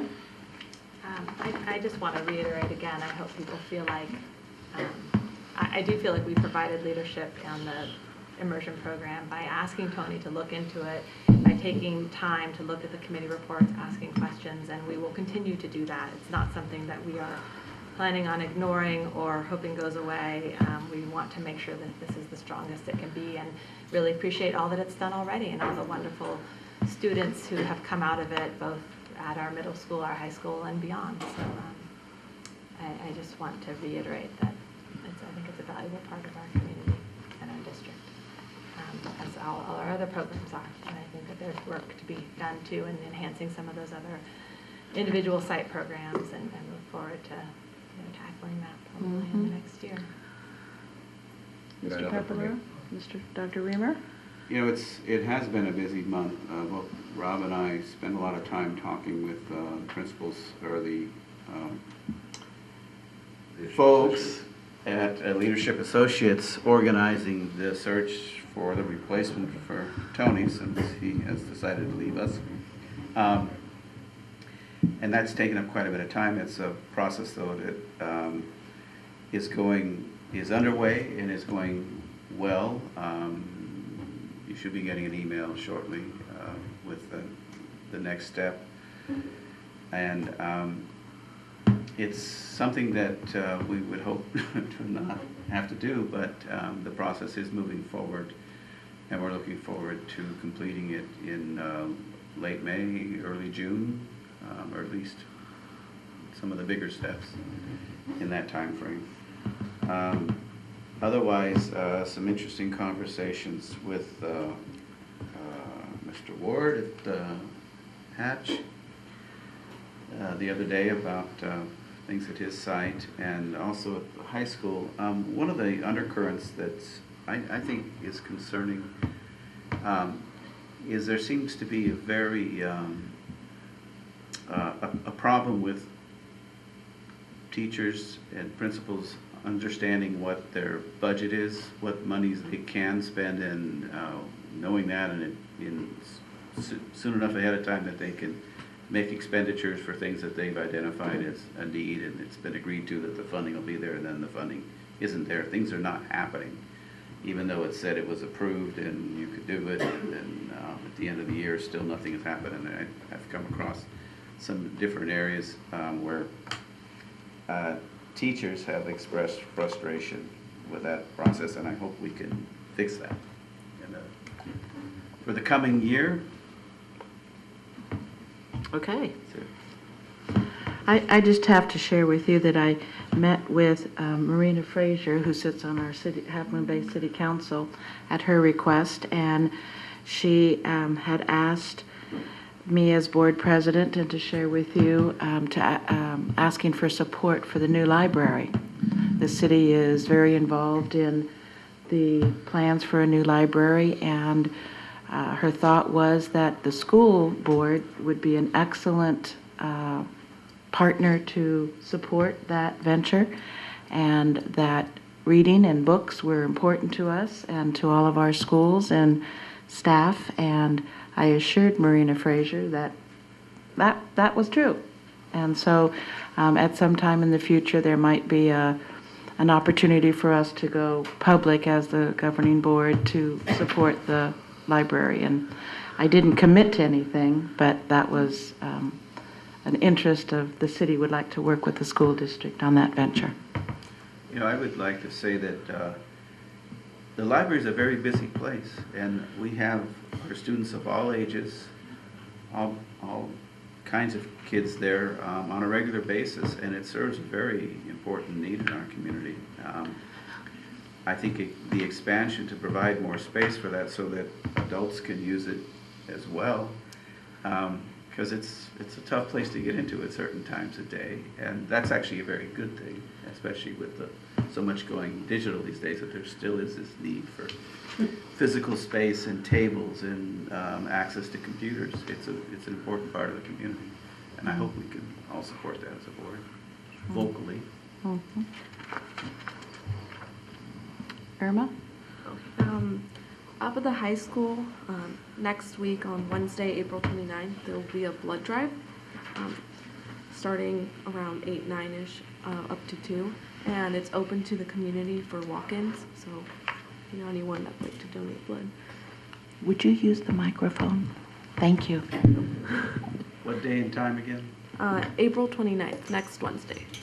You can come from anywhere between 9 and 2. 9 and 2. No appointment necessary? No, you can do like a walk-in. Day of Silence is tomorrow. Up at the high school, more than 100 students signed up for this, and it's to support the silence that transgenders or gays or lesbians have been going through in their life. Talent Battle is Friday, May 1st in the MU starting at 7, and leadership was wondering if some of the board members would like to judge the event. I have a conflict. I do It's the too. talent show at Fairlawn View. I have a conflict as well. I served on it May last year. It 1st? was quite a... May 1st, Yeah. Friday too, right? Or did he say he could do this one? I did it with... Well, you had a previous time. Yeah. That changed, But now yeah. that it changed. Mike might be able to do Yeah. it. What's the prom for me? May 1st. It's a Friday. Friday the 1st. I can't Last year it make was that. Rocky Rayner, Naomi Patridge, and myself. So I can't do it this year with got a Dynamic conflict. trio, So I'd say. it was an interesting trio. Yeah. We put Rocky in the middle. Okay. Okay, SBAC testing started this week and will continue next week. It's for the juniors. And class of the year is May 26th, and currently the seniors are in the lead. So, at Cunha, the sports recognition and spaghetti dinner was tonight. It's probably already over.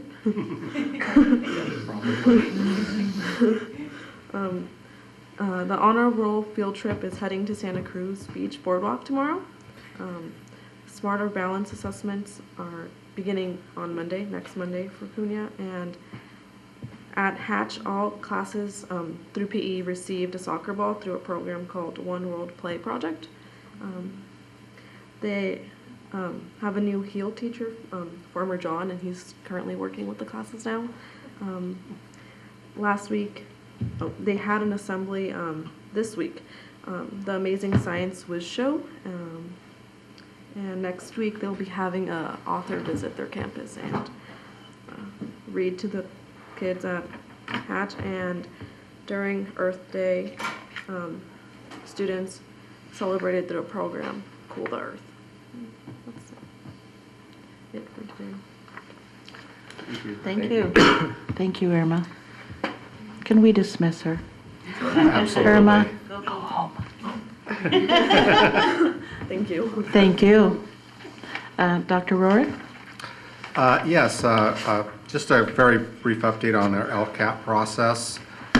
We will be bringing the draft document to the board to discuss at our May 14th meeting, and then on June 4th, the board will be asked to conduct a public hearing on the document, and then returning on June 18th for adoption. We held this year 15 site-based stakeholder meetings that were held at the sites, as well for adults, and as well as an additional 3 meetings with secondary students as part of the annual review. And through this process, discussions were guided by 3 questions. Are we focused on the right goals? If so, do we have the right strategies in place? Assuming we are on the right track, what areas of service should be our priority to increase? We've held 4 district-wide community meetings, and an additional one with our employee associations to share the initial draft that was developed based on the previous stakeholder input. And we are very pleased to know that through this extensive community input, that we are focused on the right areas and have in place the right strategies to address our targeted issues. As additional supplemental funds become available, our stakeholders are advocating for 4 priority areas to use these resources. These are increasing intervention teachers, expanding AVID course offerings with additional professional development for teachers who provide this instruction, increasing the hours of our community liaisons, and coordination of parent engagement in education. So we will be bringing a lot of LCAP conversations to the next 3 board meetings. All right, thank you. We are on item number 14, which is consent items. Is there a motion to approve? So moved. A second? Moved by Dr. Reamer, seconded by Freya. Is it discussion? It's been moved and second to approve the consent agenda. All in favor, please respond by saying aye. Aye. Aye. The vote is 4-0. Item number 15, action items. Adopt a resolution number 06-15, Certificated and Classified Employee Appreciation Week. John? Thank you, President Livingston. Presented to the governing board this evening is our annual resolution to recognize both certificated and classified staff. It's most appropriate, in my opinion, to jointly recognize contributors to the learning environment within our school. And in Cabrillo, we annually recognize teachers and classified staff within the same week, which will be coming up during the week of May 4th through 8th. So presented to the governing board this evening is resolution 06-15. And if I may politely request, respectfully request that Board President Kate Livingston read aloud our resolution, which is included in the board packet on page 95. This is a resolution that honors our classified and certificated staff as only Cabrillo can, in a celebratory capacity, recognizing their total contributions to the learning environment within our district. In recognition of Certificated and Classified Employee Weeks, whereas an educated citizenry serves as the foundation of our democracy, and whereas teachers, counselors, school librarians, coaches, administrators, and other specialized members of the certificated team are directly responsible for providing high-quality education today, as well as for adequately preparing the workforce of tomorrow. And whereas quality teaching and related certificated services to children grow in value and pay dividends that extend far beyond the classroom. And whereas no profession other than teaching and related certificated services imparts such a positive and lifelong impact on so many. And whereas classified staff members provide invaluable services that so directly support good instructional practice. And whereas classified staff serve a vital role in providing for the welfare and safety of our students. And whereas classified staff contribute to the establishment and promotion of a positive instructional environment and interact with members of the general public in a welcoming and professional manner. And whereas excellence in our district, greater school community, and state begins with the work performed so well on a daily basis by the certificated and classified professionals employed by Cabrillo Unified School District. Therefore, be it resolved that the District Board of Education hereby recognizes and honors the contributions of both certificated and classified professionals to quality education and declares the week of May 4th through 8th, 2015 as Certificated and Classified Employee Appreciation Week in the Cabrillo Unified School District. This is a roll call. This is a roll call vote. Is there a motion to approve? Make a motion to approve. All right, roll call. Seconded. Oh, yes, seconded. Yes, certainly. Dr. Reamer. Aye. Mr. Papalardo. Aye. Ms. McCammett. Aye. Kate. Aye. It passes 4-0. Thank you. There were no big words in there. I got good. Nice work, Kate.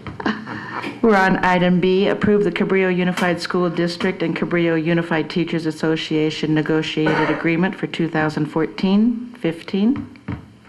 Mr. Corey? Thank you, President Livingston. In addition to recognizing with the resolution, it's also enjoyable this evening to present for approval a negotiated settlement that involves compensation, and specifically for our teachers within our district who have long awaited compensation, monetary compensation, who have been patient with us during the hard years that I have facilitated as a personnel person with layoff notices, furlough days. It's with great excitement that I present to the governing board for approval this evening a 2014-2015 agreement that includes a 5% retroactive compensation to March 1, 2015 for our teachers bargaining unit. And it also includes evaluation agreements as well. So included within the board packet, specifically on page 106, you will see under compensation, Article 2, there is a 5% across the board compensation being presented this evening for your approval.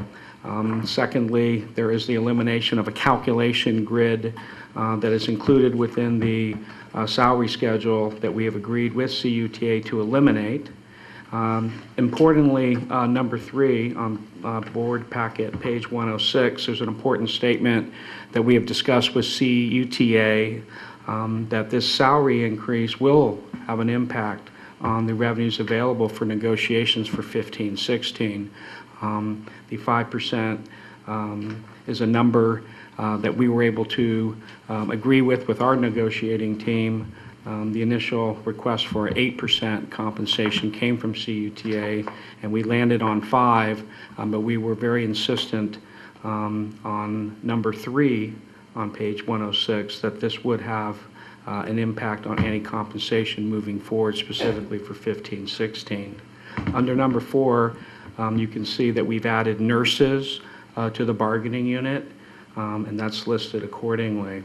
Also, with regards to evaluation, we have agreed, as noted on page 107, to eliminate the PAR, Peer Assistance Review Program language from the CUTA contract due to lack of revenue to support that program. There's no longer the need to keep that within our contract.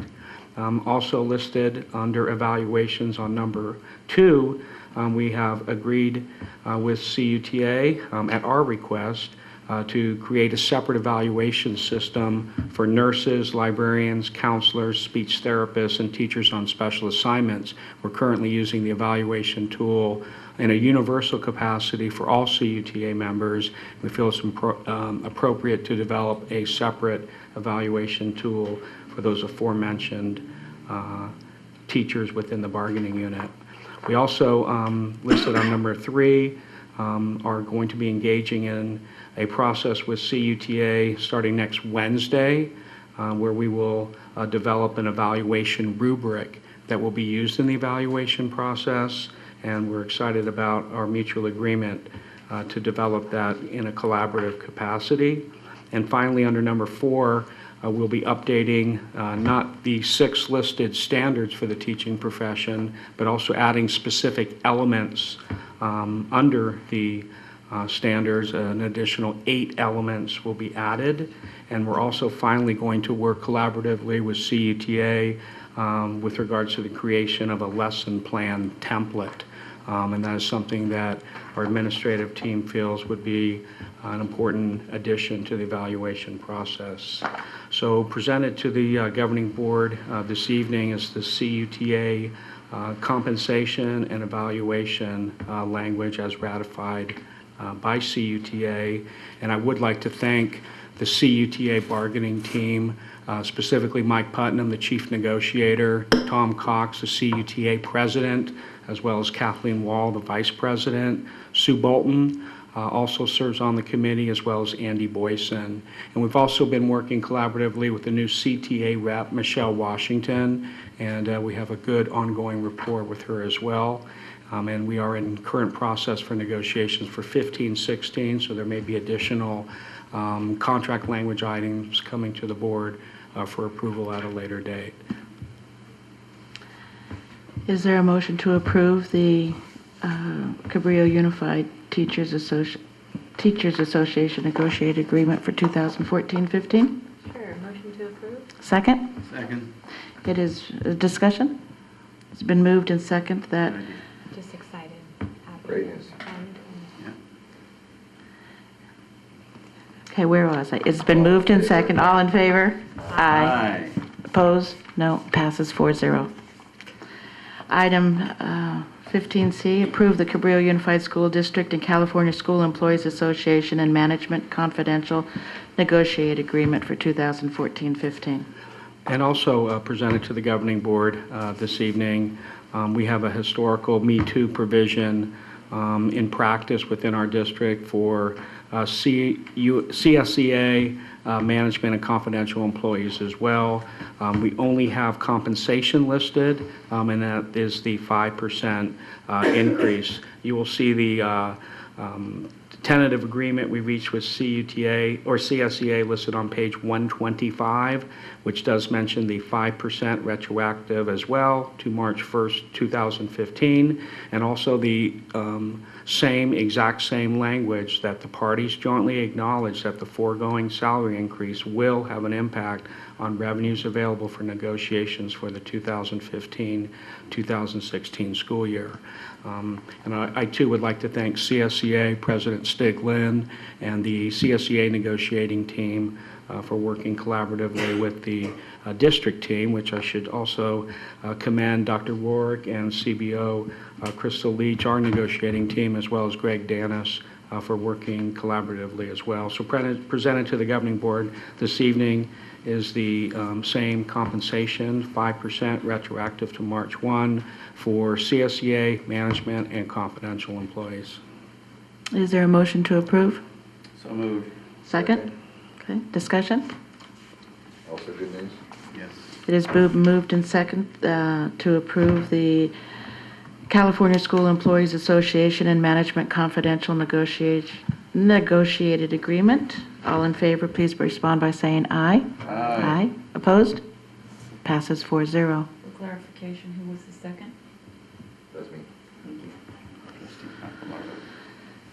Item D, adopt fiscal year-end resolution number 07-15 to approve budgetary increases and transfers at year-end. Yes, thank you. Every year, the governing board adopts the following resolution, allowing the business office to perform the accounting necessary to close the previous fiscal year books.